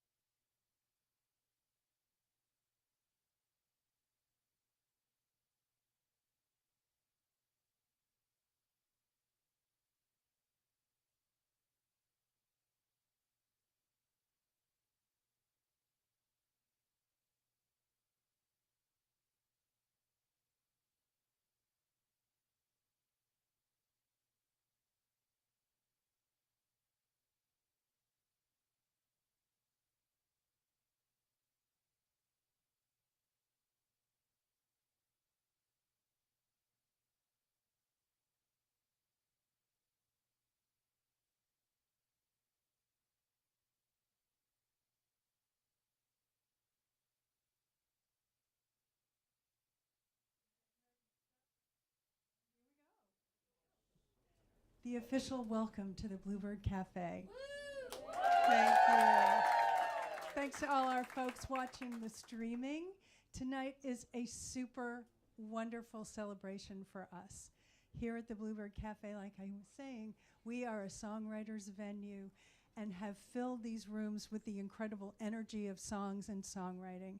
And that's why we're so excited to be here tonight to help Lauren Daigle celebrate her new release, the amazing songs that are a part of that album. And so without further ado, let's get it going. Please help me welcome Lauren Daigle and some songwriting friends.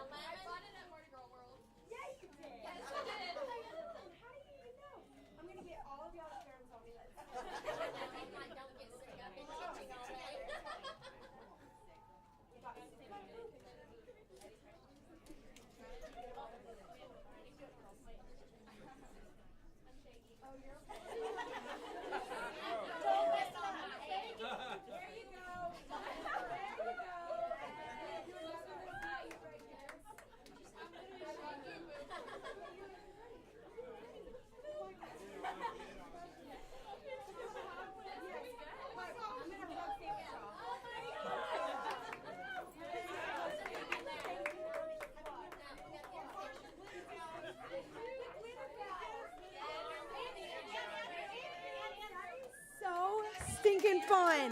Yes, yes, yes. Okay, now we're alive and well, everybody. Glitter makes everything better.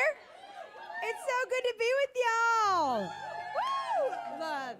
Okay, who was here? Who was there last night? All right, that's awesome. That is amazing. Who was not there last night? Oh my! Oh, Bryce! Oh, you weren't. Who else? Bryce?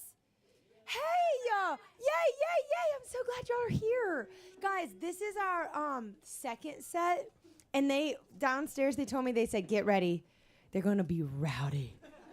I said, "I will take it. I'll take it." How many of you? This is the first time to the Bluebird? Yes, yes, yes. Okay, I just want you to know. How many of you know about the history of this place? All right, hands full. So for everybody else, homework assignment from your teacher, go check out what has happened in this room. The amount of people that have come in here, the amount of songs that have been sung in this room, it is incredible, absolutely incredible. And I told this the first time. I remember the very first time I was here, I never got in. I sat outside for, I don't know how long we were here. It was my roommate who was here earlier. And we stood outside and just waited and waited and waited. And it was too full. Like, we couldn't get in because obviously it's so intimate, right? And it's the thing that makes this place so unique. You get to, like, breathe down each other's throat. You're going to taste my breath by the end of it. And it's one of those things. Yeah, I'm going to spit on you. I hope you like it.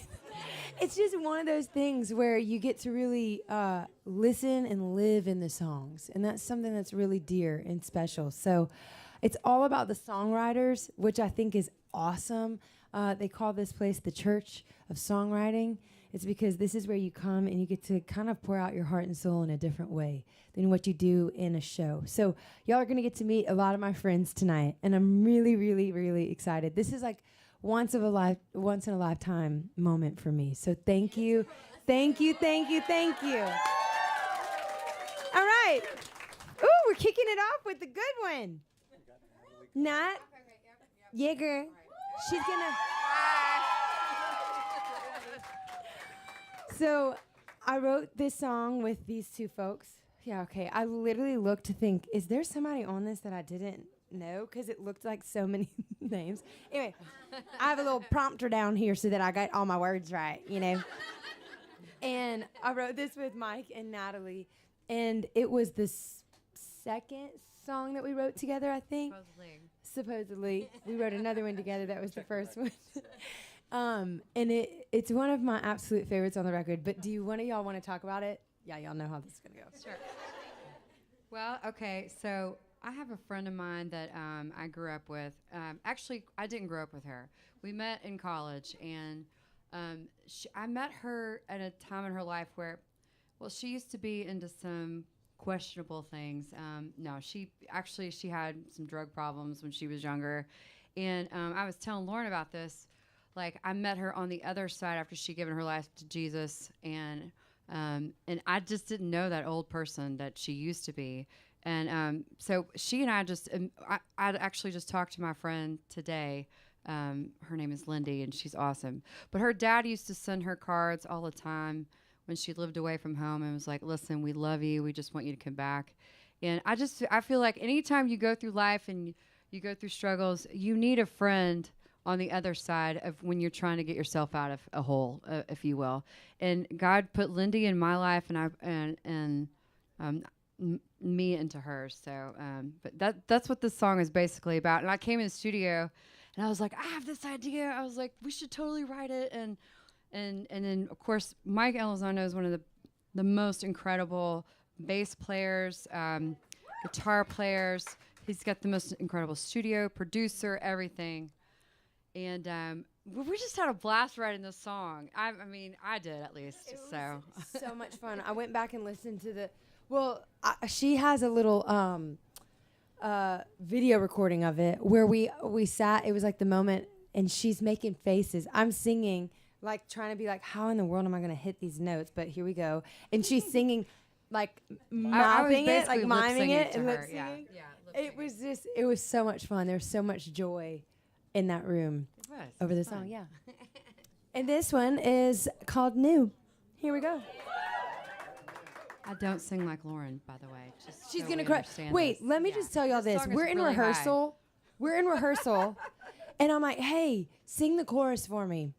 And like in the sense of like, let's do halvesies, right? You take this part, you take this part. And she goes, oh no, I don't sing the chorus. And I was like, you wrote the song.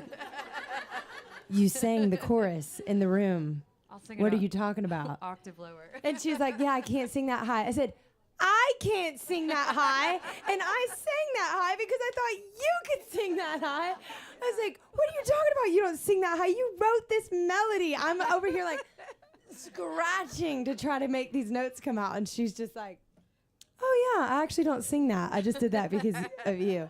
That's why you need songwriters that will stretch you. And that is this situation. All right. All right. Like a rubber band. I'm getting a little feedback of the audio. The audio. It's like it's like it's doing a little loop. Okay, cool. Thank you. It's not nobody's in trouble. It's literally that my little ADHD squirrel brain will be like I won't be able to string a sentence together. I'm talking and listening, and I'm like, I feel like it's an echo, but it's like 5 minutes delayed. Okay, this song is called New. Here we go.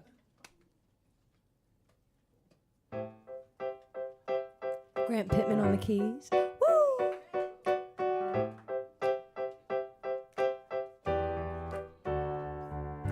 They say you used to hang around Diablos every night, trying to fit in with the crowd, making bets and picking fights. But that was your story before me. Why don't we give all the glory to the one that you are now?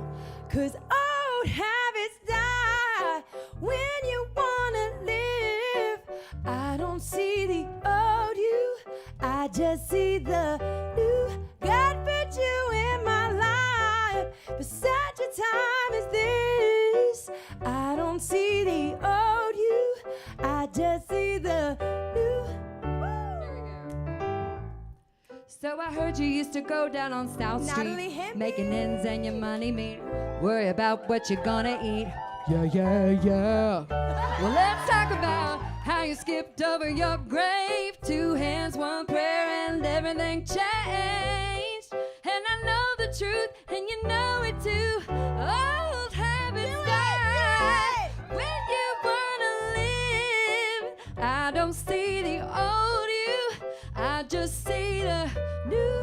God put you in my life for such a time as this. I don't see the old you, I just see the new.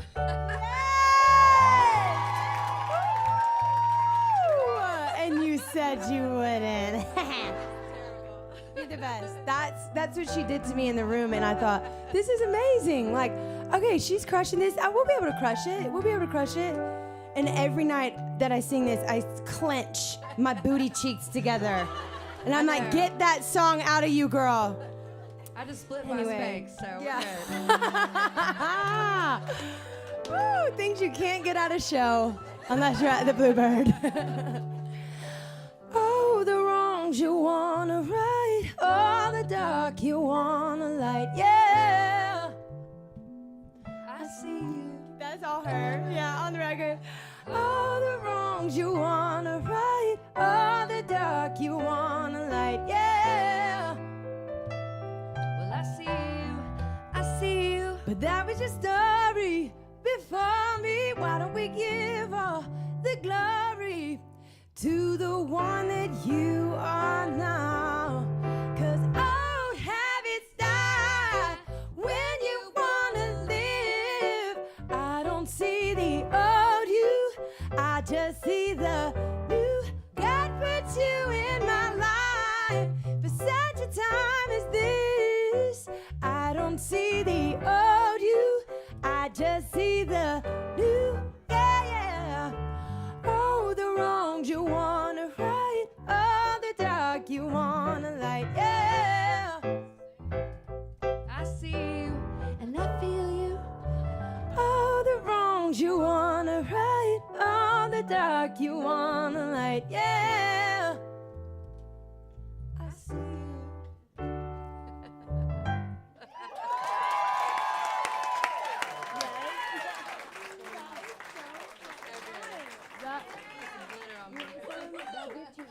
Girl, that is so fun. That's fun. It's that was just me. You gonna what? Yes, yes. Oh, come on. Thank you, thank you, thank you.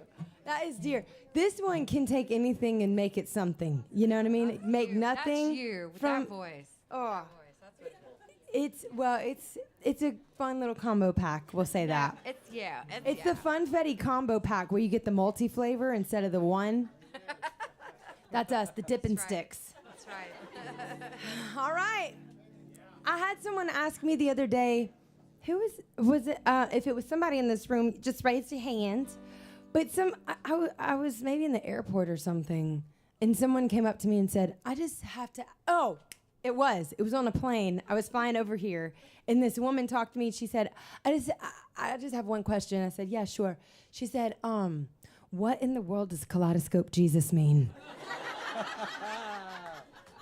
Can you believe that? You want to talk about it? You want to talk about anybody? We can all talk about it. All right. Yeah. So she invited us to New Orleans because she's from there, and it was so much fun. The first night we went out, because honestly, this girl is steeped. In Louisiana, and literally That's right. We went out and He's from Louisiana. I know he is. I can tell. Yeah. Well. Well, she took us out, and we just followed her around, and it was just so awesome being in her world. And to me, she knew everybody's name. She knew all these people on the street. We saw a marching band just come up, and they were, "Oh, when the saints go marching in." It was like a movie. It was like a movie. It was. You had planned it all out, but I it did was too. literally. But no, wait, not to interrupt, but the one amazing part was we were watching this street band play when the Saints go marching in New Orleans. But at one point, there's a car that kind of stopped and pulled over and got kind of slow. And where I grew up, if a car slows down, it's probably not a good thing. Yeah. So I was kind of expecting, what's about to happen? And the guy driving the car pulls out a trumpet and starts playing along It was as amazing. he's driving by. And it was just like, was. this is too good to be true. Anyway, And continue. then, like, we're just following her. We went and saw this brass band play under the trumpets, and under these blue lights. But it's so funny. She'd be like, okay, this street right here, this street's been here since like 1900s. This is where my friend lives. Okay, this house right here has voodoo on it, but we'll just go over here.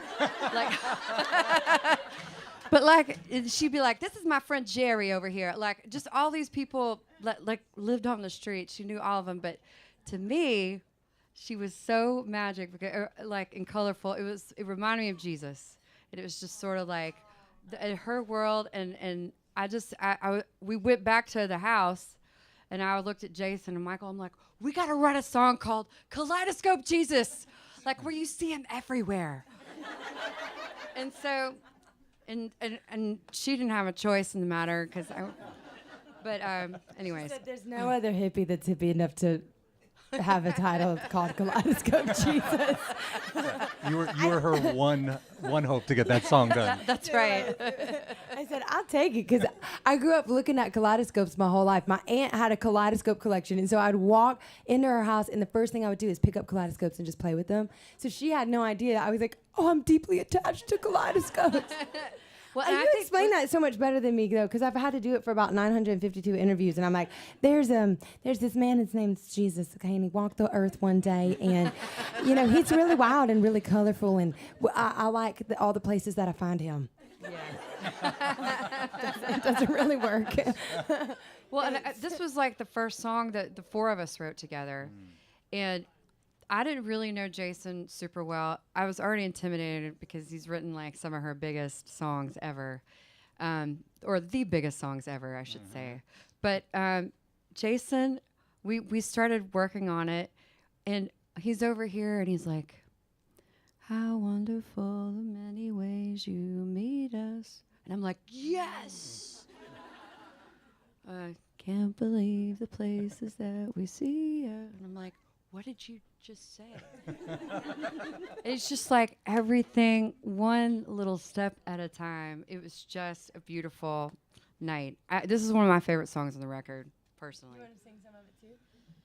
No, you sing it. I want to hear you sing. Okay. I'll try. Part you want. Okay. Just tap me when you want to sing. That's easy. As the night goes on, my voice gets deeper, so we'll see what happens. Ooh, that's fun. That's my favorite place. That's my favorite place to sing. I love singing down there. You want to start it? You want me to start it? Okay, I'll start it. Okay. I'll try. And I if don't you want know. to sing, you just sing with us. You go out. Okay, yep. I don't know. Yeah, do it. Bum, bum, bum, bum, bum. Woo. Ba-da-da-da-da. Yes. You go out of your way to make me feel like I'm the one you love. I'm just trying to sing like Lauren. You're doing it. You take on a different shape every time I see you in someone. It's in the heart of the neighbor on the corner, in the spirit of a little girl's eyes, in the hello from a stranger at the grocer, in the people passing by. There's a joy I feel when you reveal. Oh, how colorful the many ways you meet us. I can't believe the places that we see. Yeah. All your revelations are so genius. Kaleidoscope Jesus, Kaleidoscope Jesus. Woo!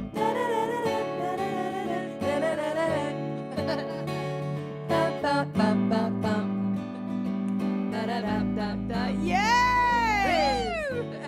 Just when I think I know you well, you show me you are unpredictable.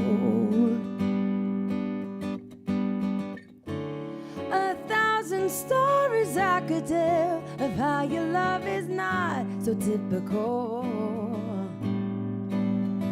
You're with the sinners hanging out on the fringes instead of staying safe inside. You're not afraid to be seen in the trenches to save a lonely life.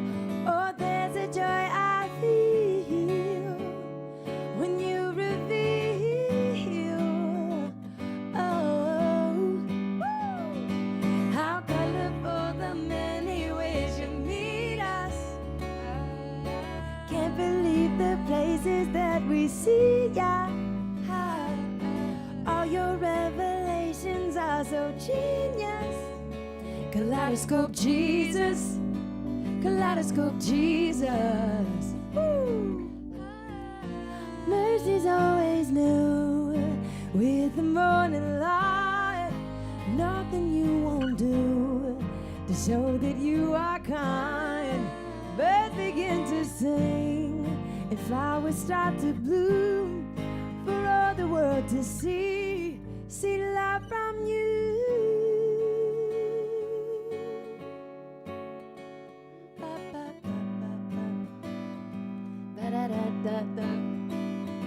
How colorful the many ways you meet us. Can't believe the places that we see ya. All your revelations are so genius. Kaleidoscope Jesus, Kaleidoscope Jesus. Oh, how colorful the many ways you meet us. Can't believe the places that we see ya. All your revelations are so genius. Kaleidoscope Jesus, Kaleidoscope Jesus. Woo! Natalie, hit me, everybody. Yeah. That was very special. Thank you, Jason. I treasure that. All right. That was fun. I'm not ready for this to end. This is going to be a good night. Y'all got some special sauce in here. I'm going to say what? Oh, I will. Look, I'm not kidding. This is not the set that I'm like, okay, how much longer? This is the set that I'm like, we might be here for 7 hours. They're going to kick us out by the end of the night. Da-da-da-da-da-da. So I'm going to say thank yous. I had to scoot closer because I noticed that I was in this perfect little sweet spot for the first time, and then I moved everything back to take a picture, and then I just realized I was like, wait, I'm not hearing myself the way that I was the first time, and it's because I've scooted back too far. All right. I knew you needed to know that, so I just want to take a little second to thank a lot of people that make tonight happen, right? It looks like it's just us up here. It is certainly not. The Bluebird has been incredible. They have hosted so kindly, so well.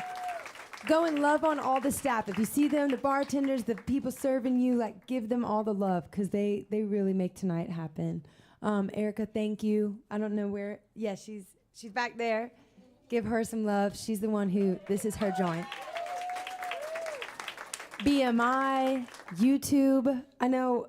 I don't know if BMI is still here, but if they're still here, you'll see them. YouTube helped. Atlantic Centricity. There's a lot of people that have put this on. The Madjet team, they're floating around here. I know that y'all know the Madjet folks. And we did a thing with American Songwriter before this. We had an interview with them, and I don't know about those folks, but they just have a way of pulling out the best, like, glue, the best gems, all the things that tie it together. That's the type of interview you get from them. So it's really special.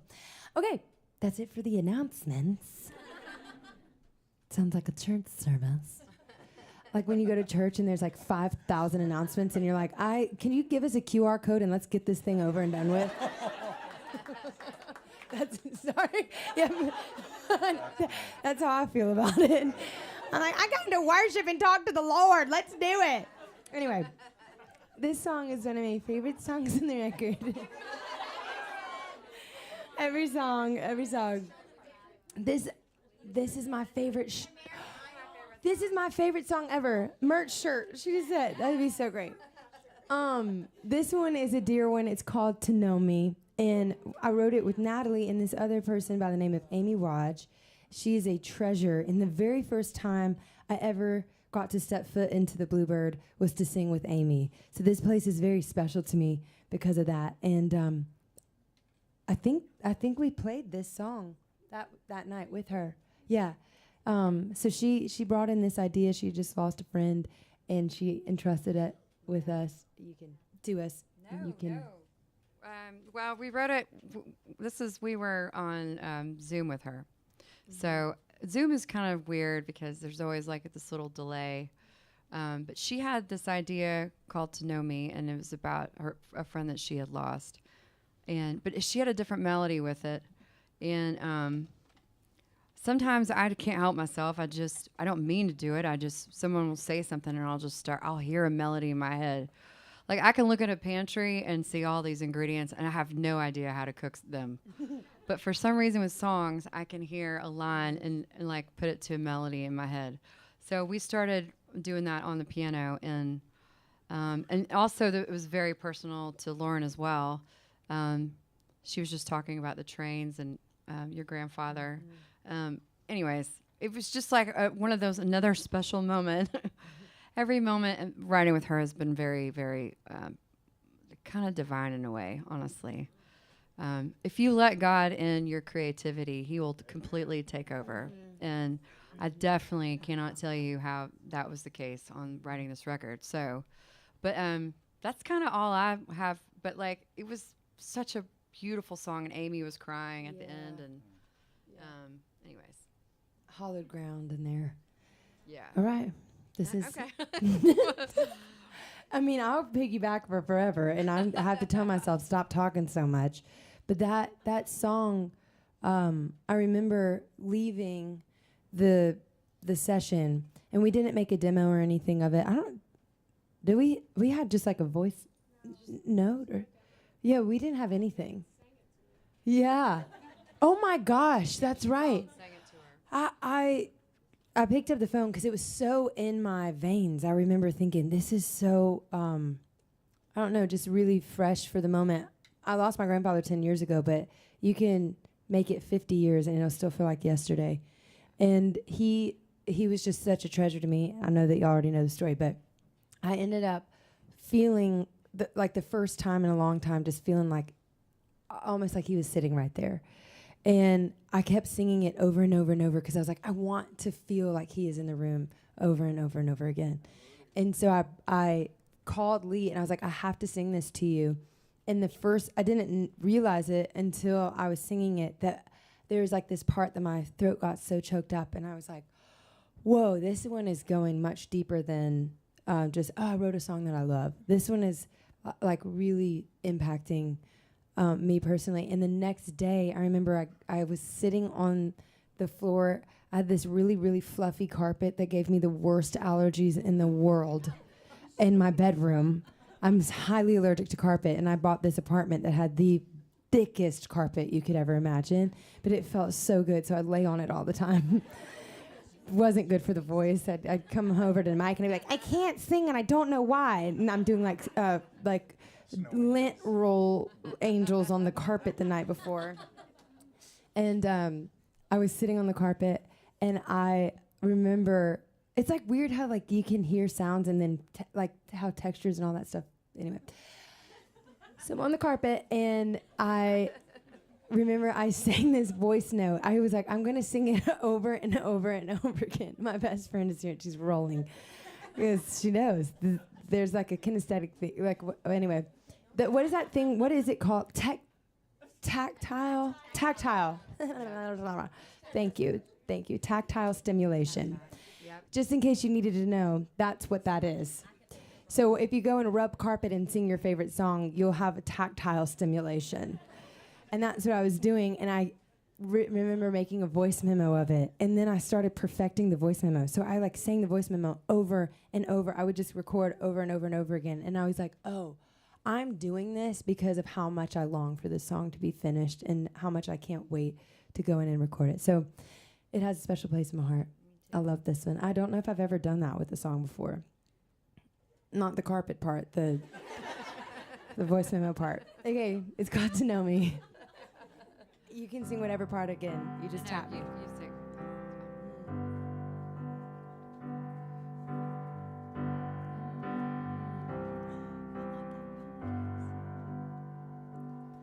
To know why I cry every time I see a sunset. To know why I smile at all the things I can't forget. To know why my heart may take a while to mend. To know me, you would have to know my friend. I can't help but dream when I hear a train coming. I can't help but laugh when I lose my keys again. If you had to count my quirks, there'd be a dozen. To know me, you would have to know my friend. If you've ever seen fireworks lighting up the sky, then you know how quickly time goes in the blink of an eye. Oh, and there's a hidden treasure you'll take away with you if you've ever loved someone and they had to leave too soon. To know what I'd trade for one more day to have 'em. To know what it takes to live my life without them. I could tell you all the details of who I am, but then again, to know me, you would have to know my friend. If you've ever heard a bird sing in the middle of the night, then you know that heaven's waiting to take you by surprise. Oh, and the more you love somebody, the more you have to lose. But when they leave this world, they leave their fingerprints on you. To know why I keep on pushing past the limit. To know why I live every day like it's the end. To know why I'm grateful every single minute. To know me, you would have to know my friend.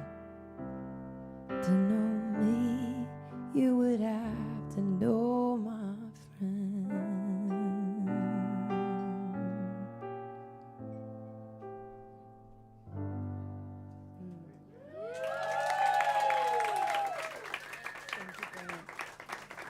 Okay, I'm gonna be risky, and I'm just letting you know. You know this, Natalie, because you're gonna be on that side.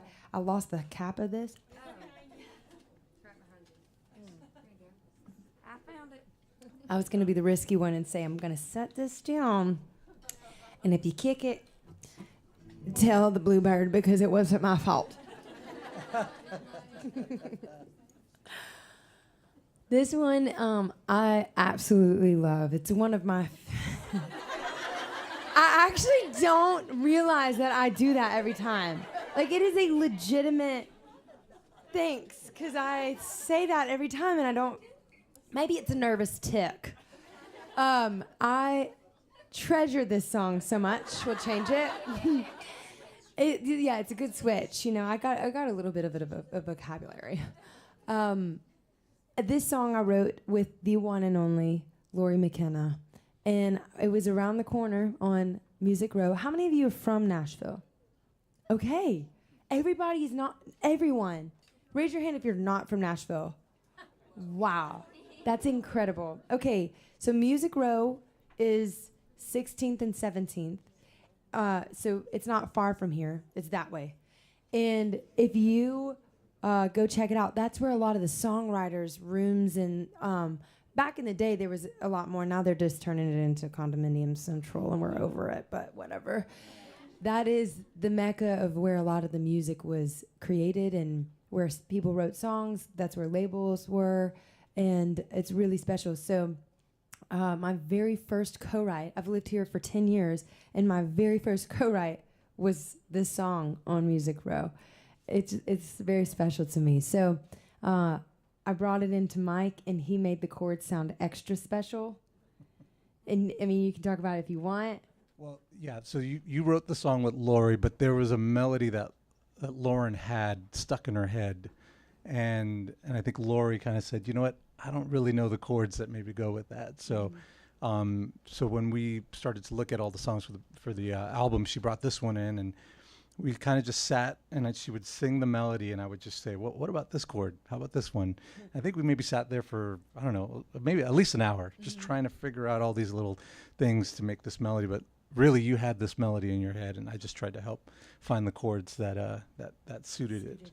But yeah. And he crushed it. Yeah. This is the perk of someone who is patient. When I talk about Mike, you know how I've talked about Mike all these times? This is the Mike that I've always talked about. And so when I always say, yes, when I talk about the patience of Mike, this is the patience of Mike. That he would sit for an hour, because I don't know music like that. I can say, what about this? What about this? And sing little parts, but I don't got that thing. And he would sit there and say, is this the one you're hearing? Nope. Okay, let me sit and think of another one. How's that? Okay, what about this chord? Is this the one you're hearing in your head? No. Okay, let me try another one. What about this one? And I'd be like, oh, that's it. That's the one I can hear underneath that. And so I don't have a way of getting it out unless I have a conduit. And he is like the kindest conduit that can say, oh, this is how this goes. This is how this sounds. And it's been very special. That's dear to me. So, okay, this is valuable.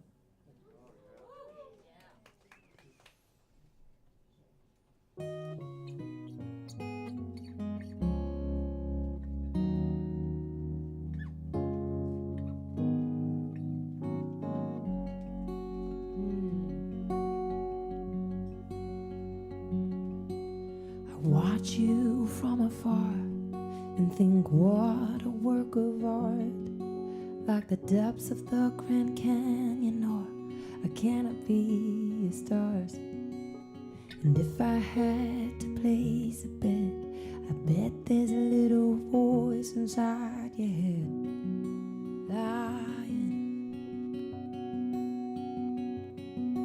Dust all your precious things, display them on a shelf. Walk right past the mirror and don't recognize yourself. You're the hand to the needy and a code for the cold. What I see when I see you is a heart made of gold. If you feel like you are not valuable, let me tell you, there's more. If your heart is running in circles, telling your head things that are not true, what would God say to you?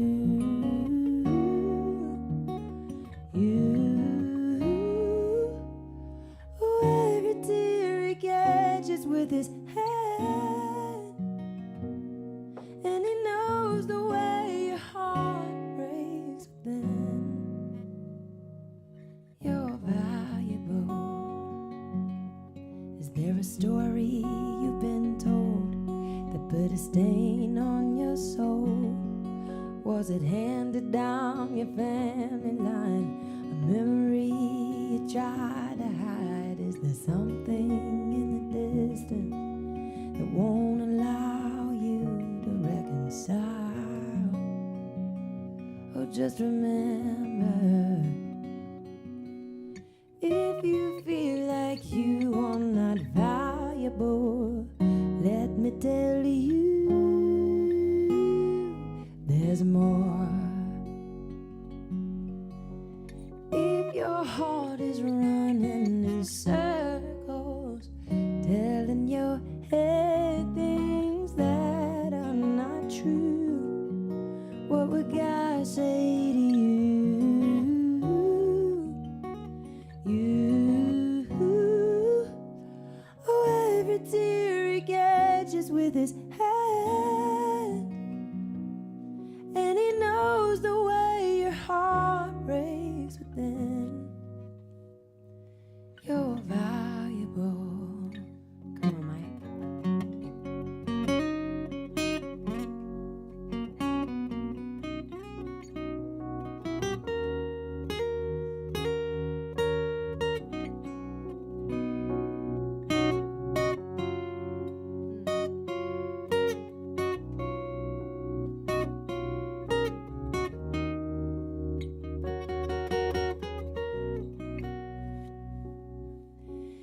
If you feel like you are not valuable, let me tell you there's more. If your heart is running in circles, telling your head things that are not true, what would God say to you? You, oh, every tear he catches with his hand, and he knows the way your heart breaks within. You're valuable.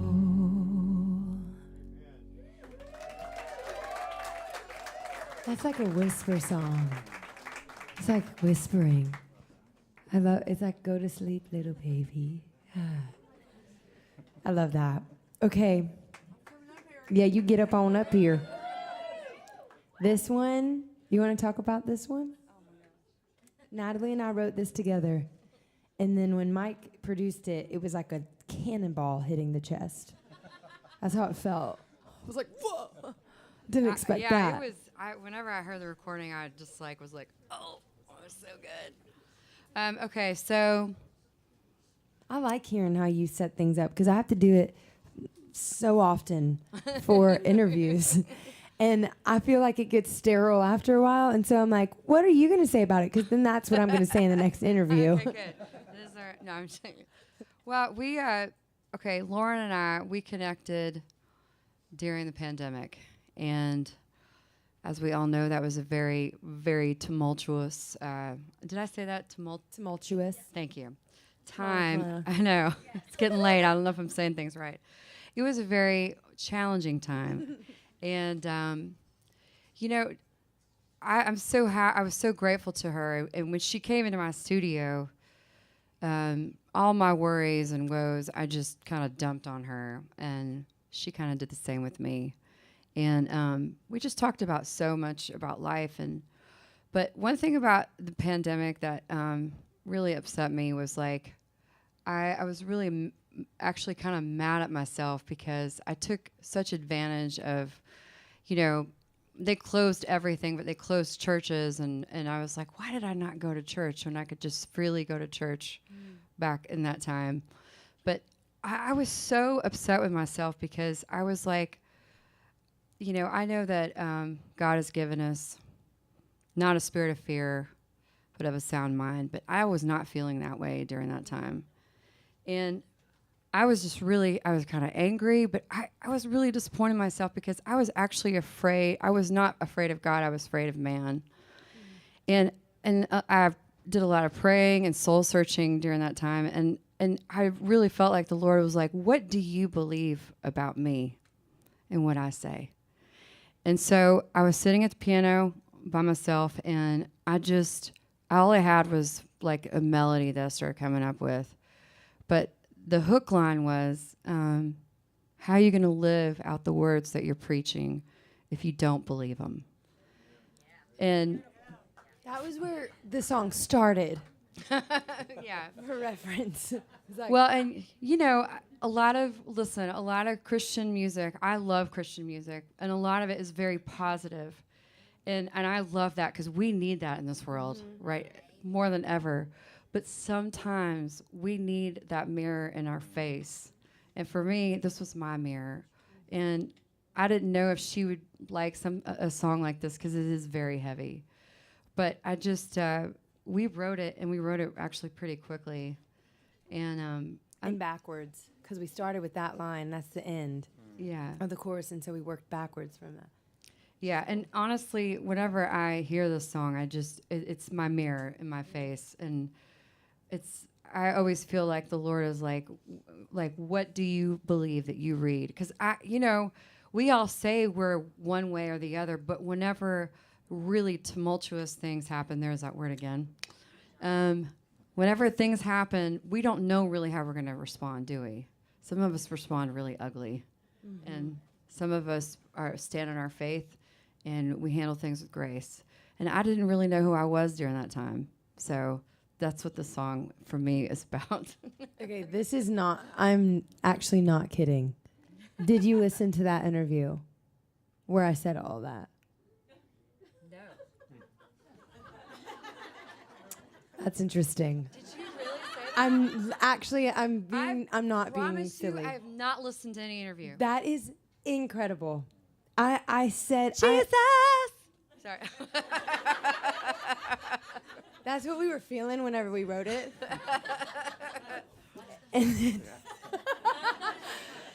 and that is crazy. I said that to this guy. We did a interview that was a 3-hour interview. Like, Oh, that's why I yes. didn't listen to it. 'cause And I it don't have was 3 hours. I know. I was like, woo, here we are. Okay, we're living life. It was 2 sessions, and everything and anything was the question that they asked. And I was like, here we go. Oh. Make sure you sound really good. But I told him that. I said, this song was the mirror for me. Stop it. I'm not even kidding. Isn't that Let's write the weird? song in the mirror. Just kidding. It's like a mirror. Oh. It happened. Your friend did that one. Yeah. had to just joke with you. Okay. That's so crazy. Isn't that crazy? Yeah. I said the same thing. That song Holy was such a mirror for me. And I think a lot of times what you realize a little bit, if you give yourself some leniency to really dive into some things that are not necessarily beautiful, you can find yourself in a state of hypocrisy. Absolutely. And that was the song for me that was the mirror. That was what I was seeing, was like, wow, I'm not necessarily saying everything that I believe. I'm saying some things that I believe, but how do I navigate the intensity of these times? And that was the song. So, okay. Thank you, Holy Spirit. Thank you. You told us the same thing at the same time. Are we connected? Are we connected at the hip? Okay. That's it. You like that? I can do this too. Wow. She's a speech therapist, you said? Yeah. My best friend went and studied that, and I was like, this sounds a lot better than child and family studies, which is what I was doing, child and family studies. And so I was like, I'm going to go ahead and do that. And then I got signed right after, so I didn't do that. Okay, I like it. She was a speech went to school for speech pathology, I think, if that's correct. It's at this so stupid, this school. We're disgusted. At the university. At the yeah. Retox. Okay, thank you. Go Tigers! My friend Hannah isn't here. She would help me. Thank you. You went to LSU too? You might have known my friend. See? Connected at the hip. I didn't go to Alabama because it wasn't a great school. There are 2 sides to every story. The truth leaves where it don't belong. It's a tricky line that we're walking when we got so many people talking and nobody thinks that they're wrong. How you gonna love someone if you don't forgive them? How you gonna hear what they say if you never listen? How you gonna stand up when the world wants you kneeling?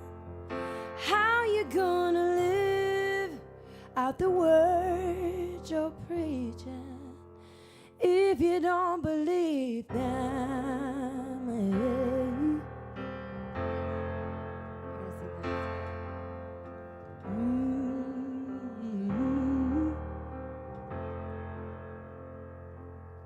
Well, this flood is made up of water, but somehow we all drown anyway. We make the ugly look so pretty and the innocent so guilty, and all of these games that we play. But how you gonna love someone if you don't forgive them?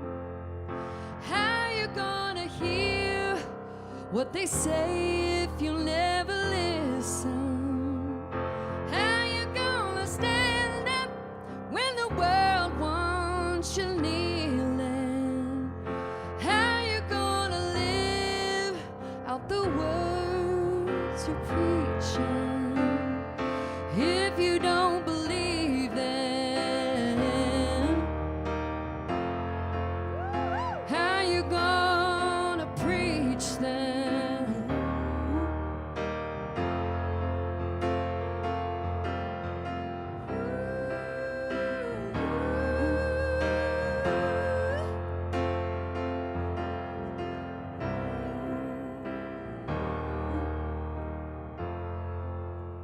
How you gonna love someone if you don't forgive them? How you gonna hear what they say if you never listen? How you gonna stand up when the world wants you kneeling? How you gonna live out the words you're preaching if you don't believe them?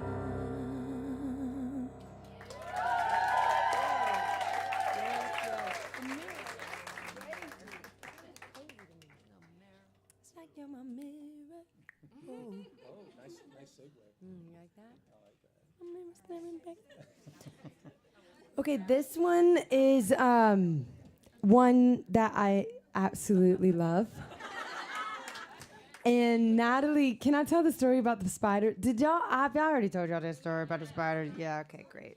Well, I'll tell it again. Or you can tell us something about it, Natalie, from your vantage point. They've only told me, they've heard me talk about They're these tired of songs your 900 stories. times. Well, basically, St. Ferdinand, like, we've all had to do things in our life that are, that God has called us into that are unpleasant.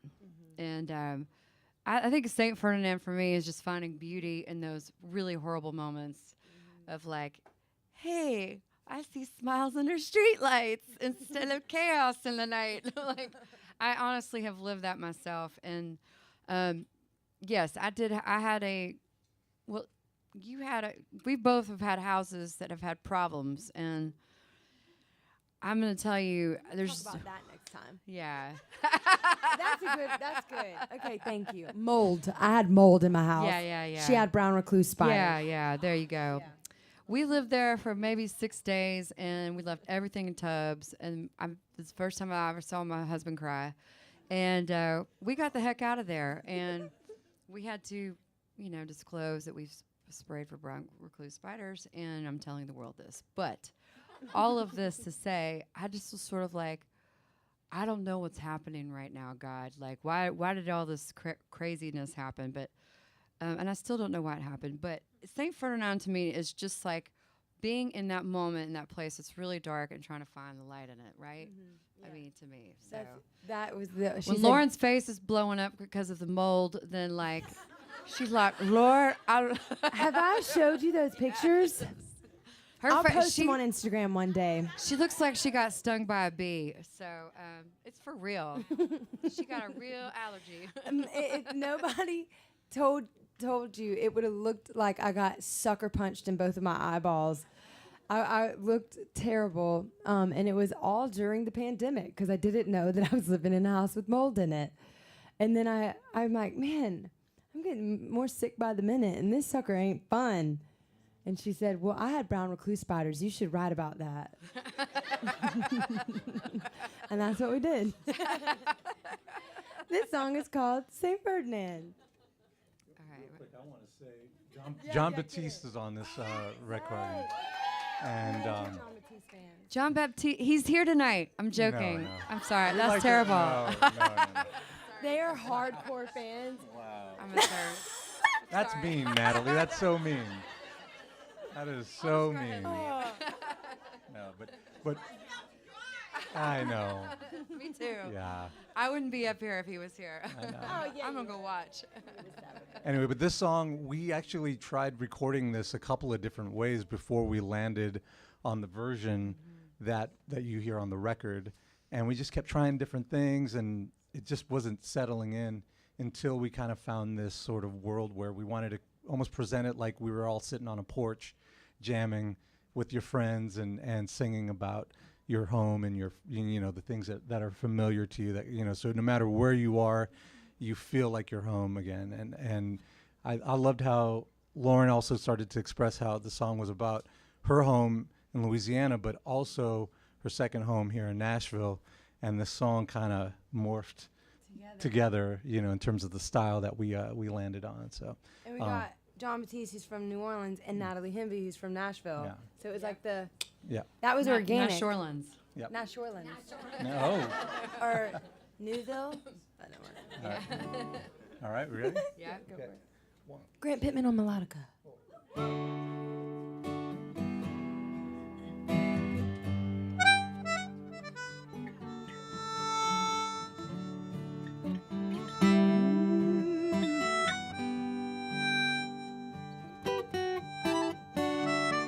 They said I wouldn't last long, but here I am. They said the spirits are strong, but I got 'em to bend.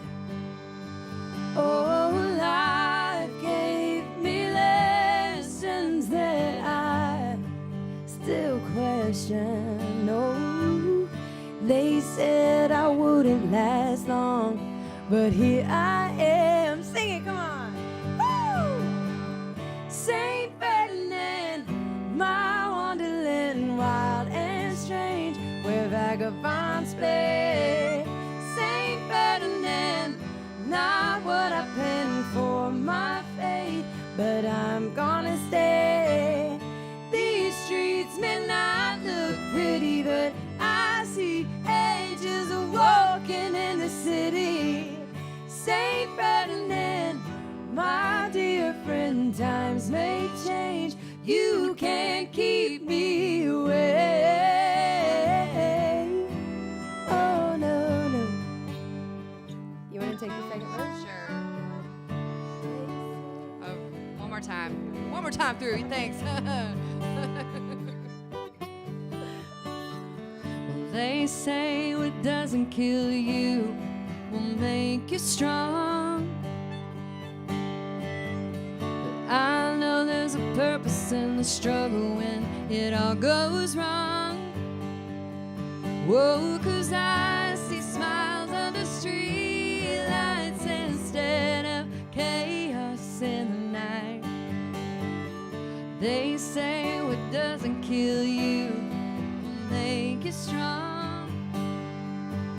Oh, St. Ferdinand, my wonderland, wild and strange, where vagabonds play.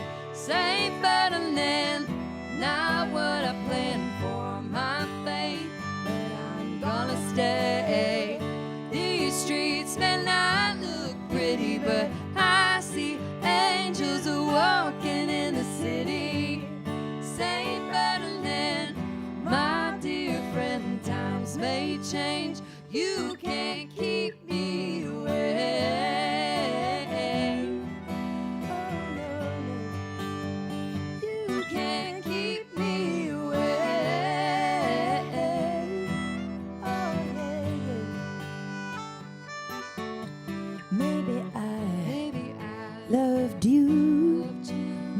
you.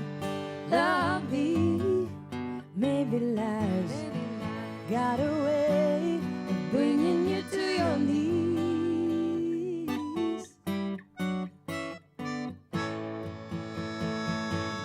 Saint Ferdinand, my wonderland, wild and strange.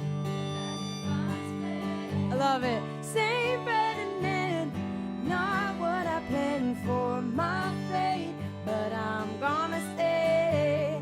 These streets may not look pretty, but I see angels walking in the city.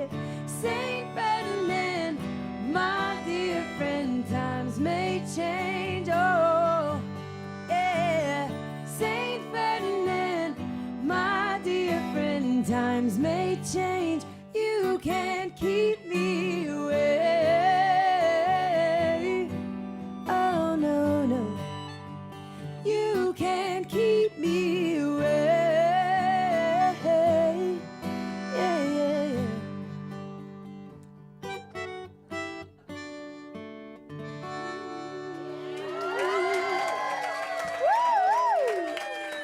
Get it? Yes. I really had to fight the urge to say, they say the spiders are strong, but I got them to leave. The spiders are devils. The missing third verse, the lost third verse. I had to work hard not to do that in the moment. I was like, sing it for real, Lauren. They like it. All right, this next one I love. Is Jason still here? Yeah. Say what? Grant's gonna play it. Okay, Grant's gonna play it. So, do you wanna talk about it?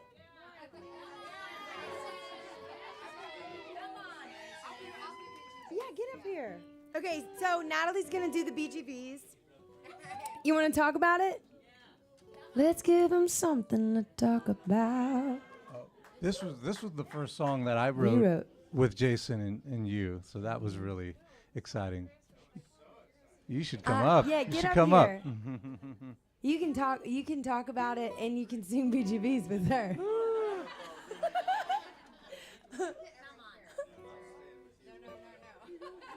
Yeah, you go.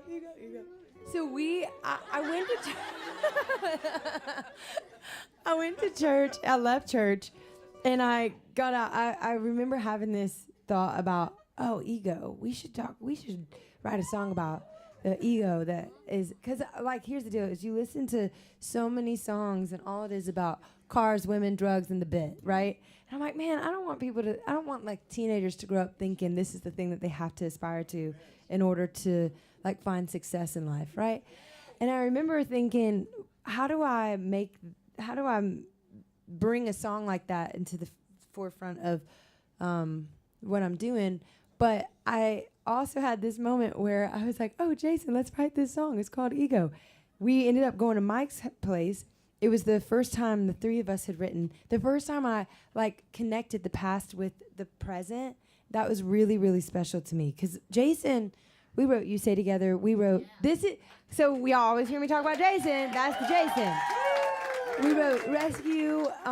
He wrote How Can It Be? Just lots of really beautiful moments. And it was this really special thing to blend both of these people in my life together. That was like very, very dear to me. That night I will treasure it.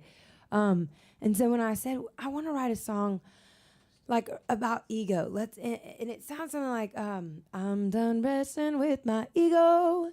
And I remember Jason saying in the moment, that's probably the most egotistical thing you can do, is write a song about ego, Lauren. Like, come on, how are you going to do that? And so that one was one that did take a little bit of time. It wasn't our like 45-minute classic writing session. That was like, all right, we're going to have to wrestle this one out a little bit and try to find the right angle. Yeah, you can talk about it if you want. That's it. It was, you had the idea for the theme, which felt like a really important topic that we all have to kind of figure out how do we get that out of the way in my life more, you know? And doesn't serve us so well. And so so but what was particularly meaningful about this was it was Lauren inviting me into Mike's studio and just being like, wow, like this is so cool. That's fun. Hearing what they had been working on, and so this song just turned out like so fun. It is so fun. So fun. So It's so fun. It does have a dance. It does come with a dance move. Yeah, yeah. I don't Yeah. know. I can't dance. So she can dance. Don't y'all let her tell you that. She's got swag for days. I'm over here like, ego. But you worked. You worked hard on this lyric, like, which I love that. Like you. There was 2 or 3 times over a couple of months after we had just the song, and you're like, I'm just not settled on this lyric, and you kept sending things like, what do you think about this? What do you think about this? I love that, and it's really good. It was definitely one of those, like from what he said in the beginning, if you are writing about the ego, like there's going to be some things involved that you're going to have to really navigate. And we didn't want it to come across sounding like, let me tell all you folks about how you need to switch your ego and change the things that you're struggling with and blah, blah, blah, blah. I kind of was starting it from that vantage point of like, society needs to just drop the ego. It's just too much. And that's when he was like, this is too much. You're too much ego right now. So, and then he said, you can't write a song about ego if you don't put yourself in it. And he said, you have to write from the first-hand perspective, not trying to tell society what it's supposed to be. And so that's where the wrestle of constantly, like, working through this lyric. How are we going to make this work? And Beatmaster Flex over here had a had a little track session going on. And, yeah, it all came together. Yeah. I love this one. It's one of my... It's awesome. It's super cool. This one. I would say maybe it's a favorite. And one of my favorite moments on the record happened on this song. Putting the back half together with the choir. It was really cool to hear. Super cool. All right. All right, we can do it? Let's do it. Yeah, Mike, get us along.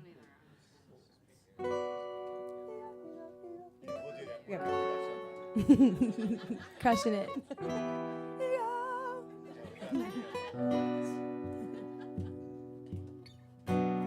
Stuck inside the game, all just trying to find a place for the stories we share, a picture perfect in every frame. We all wanna be known, but we're afraid to be fully seen. Feel like we're the only ones covering up insecurities. Have we lost who we are to the pressure? Oh no. Trading souls for the sake of the pleasure. Ooh, I'm done wrestling with my ego. Woo! Lord knows it all feels so hollow. If you wanna go hard, then you gotta bow low. If you wanna go deep, gotta rise above the shallow. I'm done wrestling with my ego, ego, ego, ego. Never did me any good, only ever built a wall. It stood as high as it could, and all the while I felt so small. Felt unworthy to be loved, and wondered if I'd ever measure up. But is this the cost of pride, stealing the truth of who I once was? Have we lost who we are to the pressure? Oh no, no. Giving power to what's wrong for acceptance. Ooh, I'm done wrestling with my ego. Lord knows it all feels so hollow.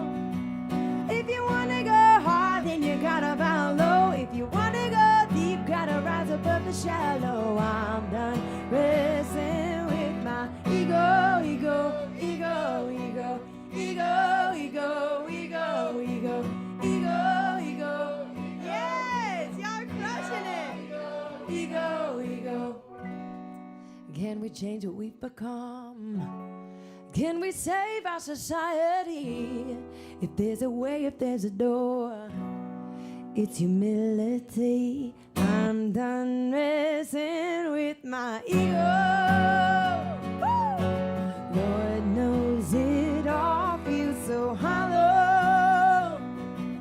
If you wanna go hard, then you gotta bow low. If you wanna go deep, gotta rise above the shallow. I'm done wrestling with my ego, ego, ego, ego, ego, ego, ego, ego, ego, ego, ego, ego, ego, ego, ego, ego. Yeah, yeah. My ego. Oh, my ego. My ego. Ego. That's how I do it. Woo! I love it. One of my best friends, her nephew thinks that the word is eagle. Eagle, eagle, eagle, eagle, eagle, eagle, eagle, eagle. So he literally, the other day we were singing it together. I could not tell him that it wasn't eagle. He's obsessed with eagles. It's like his favorite animal. And so he thinks the song is the eagle song. I know. Isn't that sweet? So I left it. You can't crush that. I couldn't do it. I said, eagle, eagle, eagle, eagle, eagle. All right. What do we got next? Oh.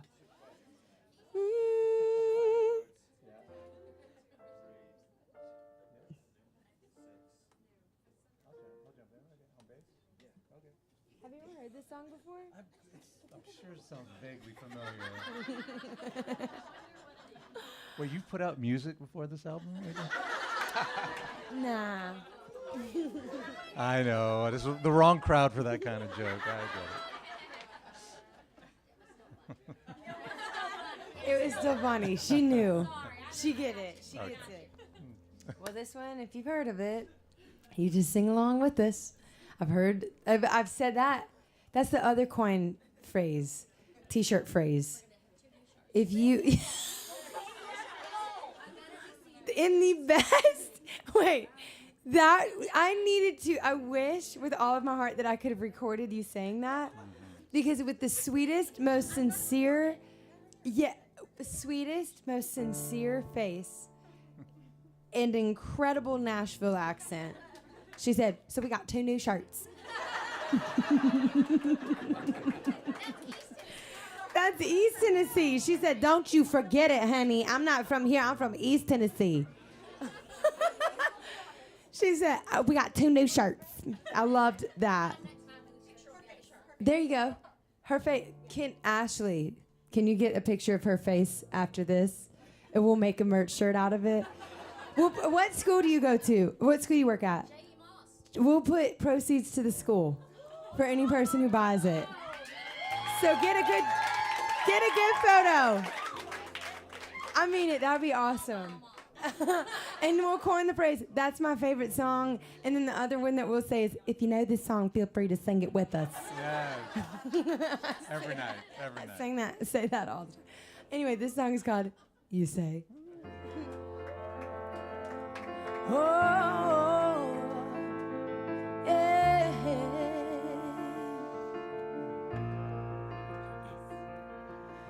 I keep fighting voices in my mind that say I'm not enough.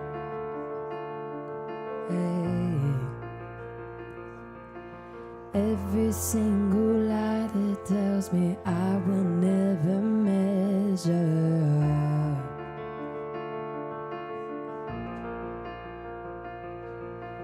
Am I more than just the sum of every high and every low?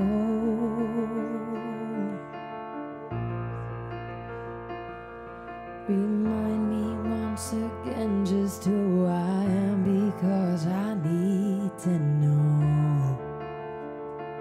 Oh, you say I am loved when I can't feel a thing. You say I am strong when I think I am weak. And you say I am held when I am falling short. When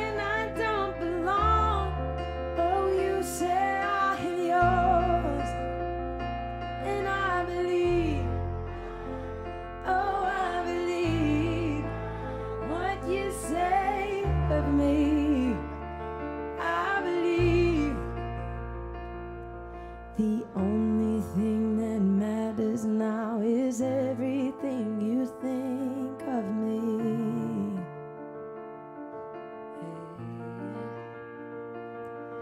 In you I find my worth, in you I find my identity.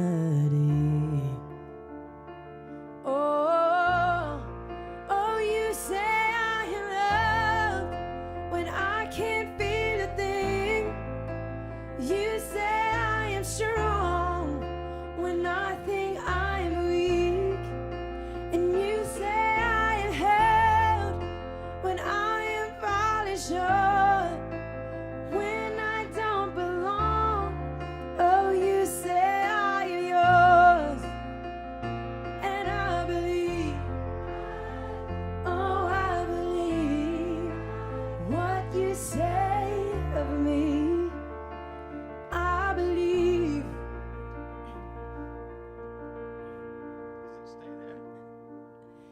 Taking all I have and now I'm laying it at your feet.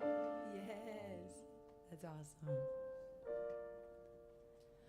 Oh, I know you'll have every failure, God. You'll have every victory. Oh, oh, you say I am loved when I can't feel a thing. You say I am strong when I think I am weak. And you say I am held when I am falling short, and when I don't belong. Oh, you say I am yours, and I believe. Oh, I believe what you say of me. Oh, I believe, yeah, yes. Oh, I believe. Oh, yes, I believe what you say of me. I believe.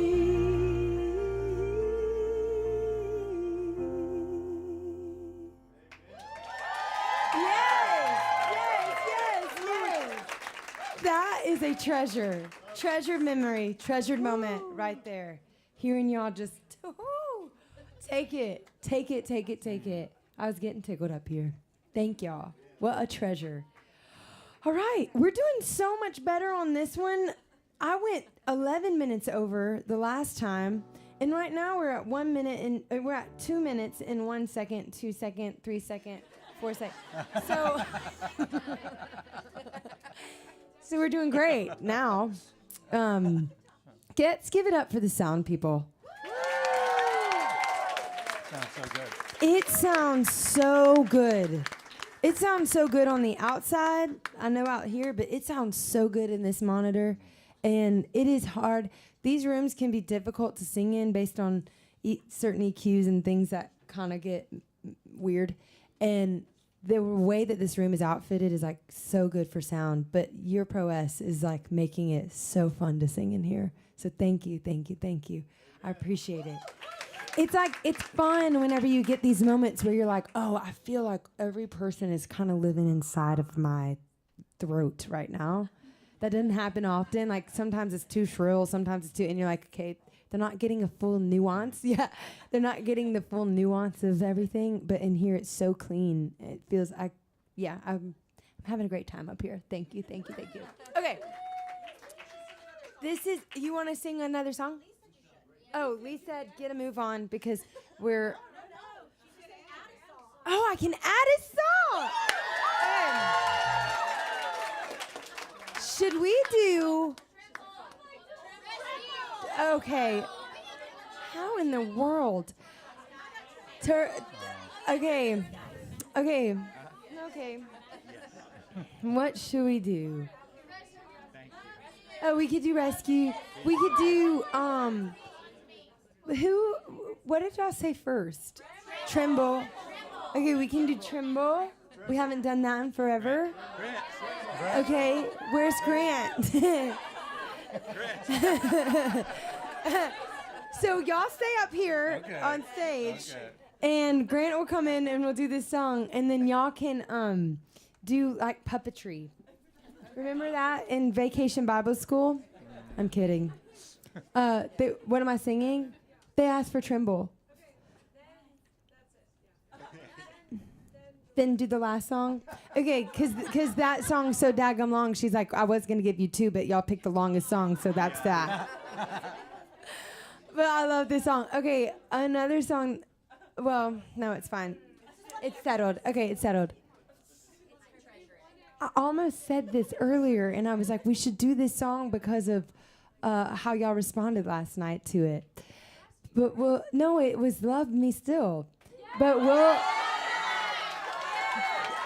Okay, do you want Tremble or Love Me Still? Okay, can you play that, Jason? Y'all stay out here. Thanks. Give it up for Grant Pittman on the keys.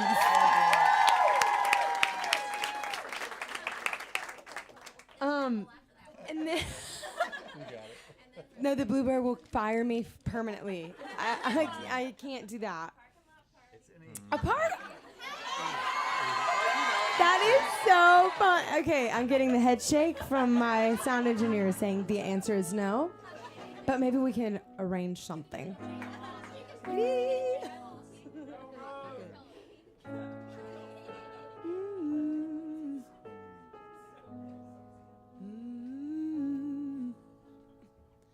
When I'm at my worst, when I'm at my best, I got something stuck in my throat. You couldn't love me more. You never loved me less. You met me in places that I could have never imagined. You washed all my failures away as though they never happened. You love me still. You always will. Nothing can change it. Woo! Nothing can change it. You love me still. You always will. Nothing can change it. Nothing can change it. Oh, you love me still. Yes. Even when I wander, I'm still within your reach. There's never been a moment you gave up on me. You met me in places that I could have never imagined. You washed all my failures away as though they never happened. You love me still. You always will. Nothing can change it. Nothing can change it. You love me still. You always will. Oh, nothing can change it. Nothing can change it. Oh, you love me still. Not for what I've done, but just because. Not for what I've done, but just because. Oh yeah, not for what I've done, but just because. Not for what I've done, but just because. You love me still. You always will. Oh, nothing can change it.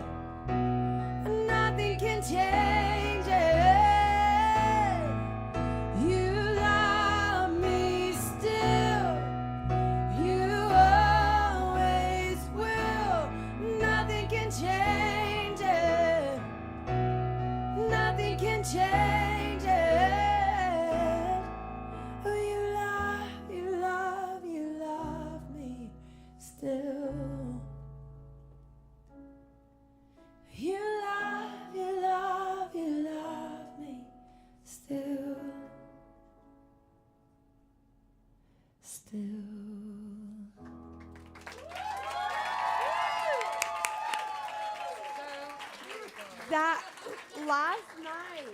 last night was the night I was like, whoa, okay, I didn't know that this song was gonna land the way, like last night was the first night I played that for any person ever, other than like the people that are here. That was the first night it ever was outside of our team.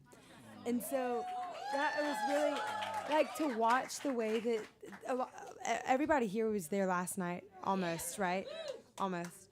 And so seeing y'all's reaction to it, it was the first moment for me that I was like, wait, I think this was one I didn't realize the weight or the potential of it until, like, watching the response. And I wasn't even singing it. Like, it was the recording. And then when we were in here earlier, that was the first time I sang it for a live audience. And then this is the second time I'm singing it for a live audience.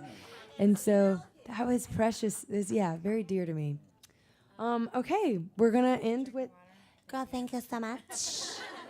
I kept trying to reach down, and I was like, we're done with the reaching down. And then I was like, I'm going to choke up here on stage.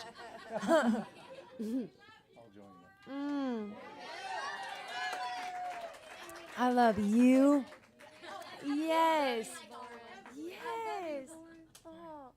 They said, did you just, yeah. Oh, I was just going to say real quick, you guys sound amazing, by the way. You're singing, it's so, yeah, next time we'll figure that out. No, but.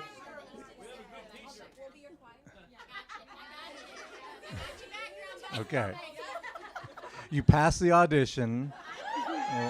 We'll figure it out. No, but seriously, I mean, we live in this bubble making this record and listening to it over and over again, and then it's so surreal to come and to hear you guys all sing these songs that we spent a lot of time, that, you know, a lot of great people, you know, were a part of writing these songs, but then ultimately it's for you, and for you guys to give that back is amazing. So just amazing job.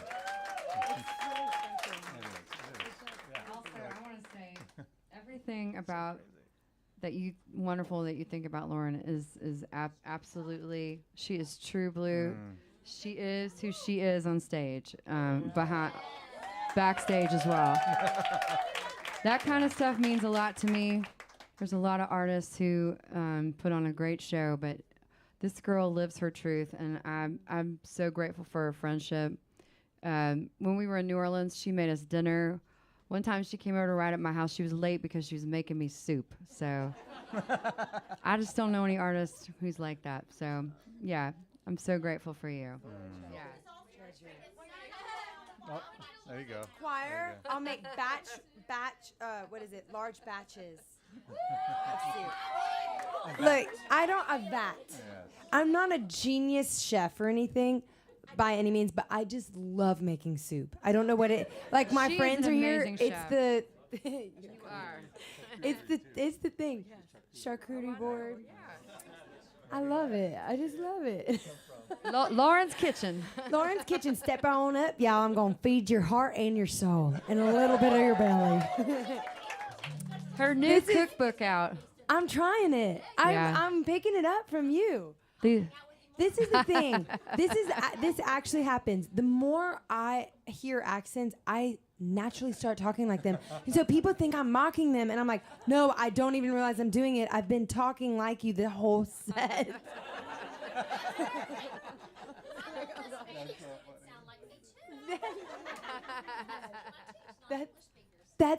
She said I teach non-English speaking students, and they all sound like little hillbillies. Like they're getting there at she said it's the Spanish kids that come in, and she's getting them to talk like this. I love it. Yeah, okay. Oh. That's where you lost me, honey. No, kidding. No, I'm redoing a bath or a laundry room right now, and I got orange. My friend saw it the other night. I got orange and white tile. It is identical to Tennessee colors because the colors on the screen look different than what they are on my floor. And the contractor comes in the house and he's like, so did you become a Tennessee fan? And I was like, what are you talking about? And he's like, or did you not see the floor yet? And I was like, no. We walked upstairs and I was like, okay, how much is it going to be to redo the floor? I'm kidding. I turned it to purple and gold, though. I painted each square.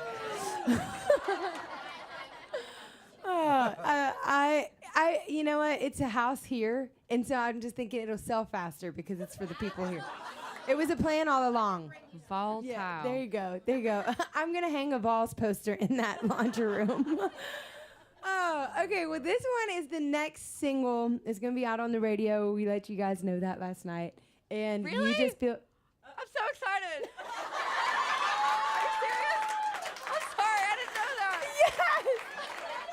Oh! I'm sorry, I didn't know that. Did you just get goosebumps? I did. Felt I got them. goosebumps. She just got goosebumps. She just went, Okay. okay, surprise. Oh my God! That's so. I love you, Lauren. So this is really didn't know special because this is the one that we all wrote together when we were in New Orleans. This one's your favorite? It's absolutely one of my favorites. It's one of my favorites. This is my favorite. That was a genuine Natalie reaction. That was awesome. I did it. That's awesome. I didn't know that you did. I'm not gonna sleep tonight. Yay. Well, it comes out on the radio on Friday. Oh my gosh! Okay, I'm like, oh my God, please be the right information. Thank you, Jesus. Yeah, we'll send cookies to your house. Well, these are the days. Okay. You want to talk about it? Oh yeah. Please pray for the single that it just reaches worldwide. I'm just kidding. Hallelujah. That is the best part. Half of the people that are in that music video are in this room. And they're sitting on the back row.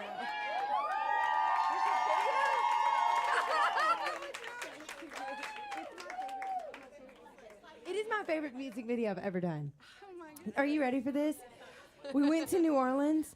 I got crawfish. I shoved it in her face for one scene. For another moment, we got Hanson snowballs. The Hanson snowballs. Did I take y'all? Did I take y'all there?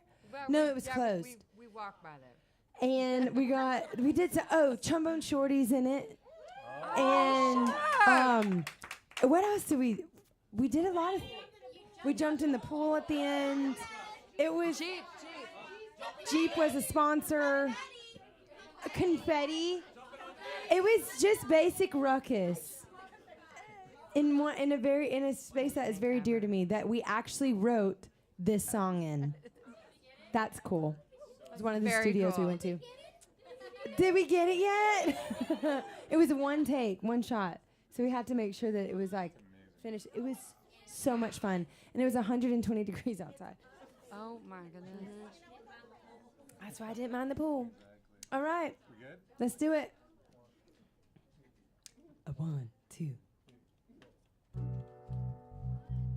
Woo! Mike Elizondo on the bass.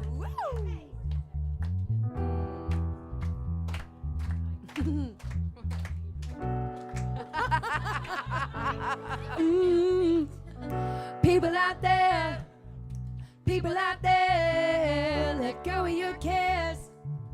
Turn your cries into loud hallelujahs. This is what he came for. Oh, leave all your worries behind. We know the future's burning bright. This is the great jubilation. This is what he came for. What he came for. Oh, these are the days. These are the days. These are the days we've been dreaming of. So don't look away, 'cause these are the days. These are the days. Better get 'em while they come. We thought we'd never see the sun through the dark skies, but all the signs are saying it's looking up. These are the days. These are the days. These are the days.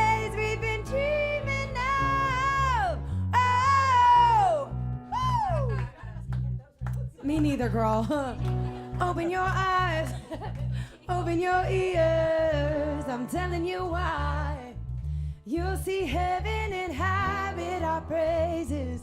This is what we came for. Oh, oh, singing the song of paradise. Believing the good news is alive. This is the great jubilation. This is what we came for. What he came for. These are the days. These are the days. These are the days we've been dreaming of. So don't look away, 'cause these are the days. These are the days. Better get on while they come. We thought we'd never see the sun through the dark skies, but all the signs are saying it's looking up. These are the days. These are the days. These are the days we've been dreaming of. Oh!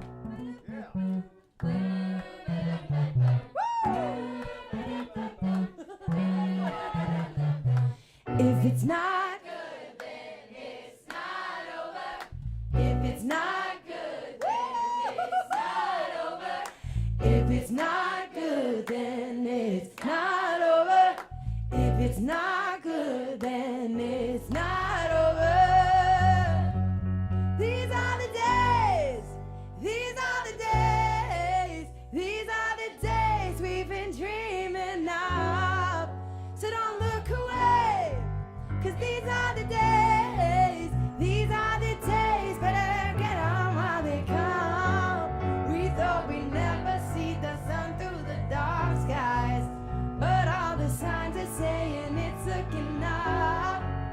These are the days. These are the days.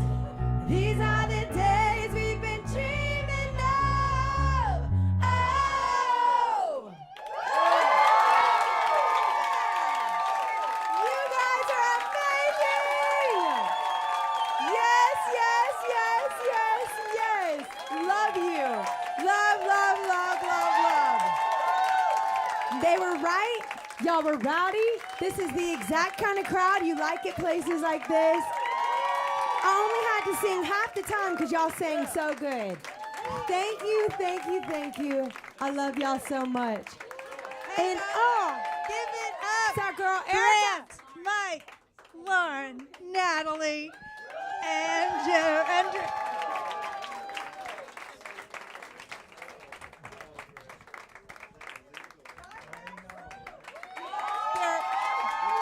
There are posters as you leave. Thank you so, so much for celebrating this evening with us. We hope to see you back at the Bluebird. Y'all be safe. Thank you, Crew Pass.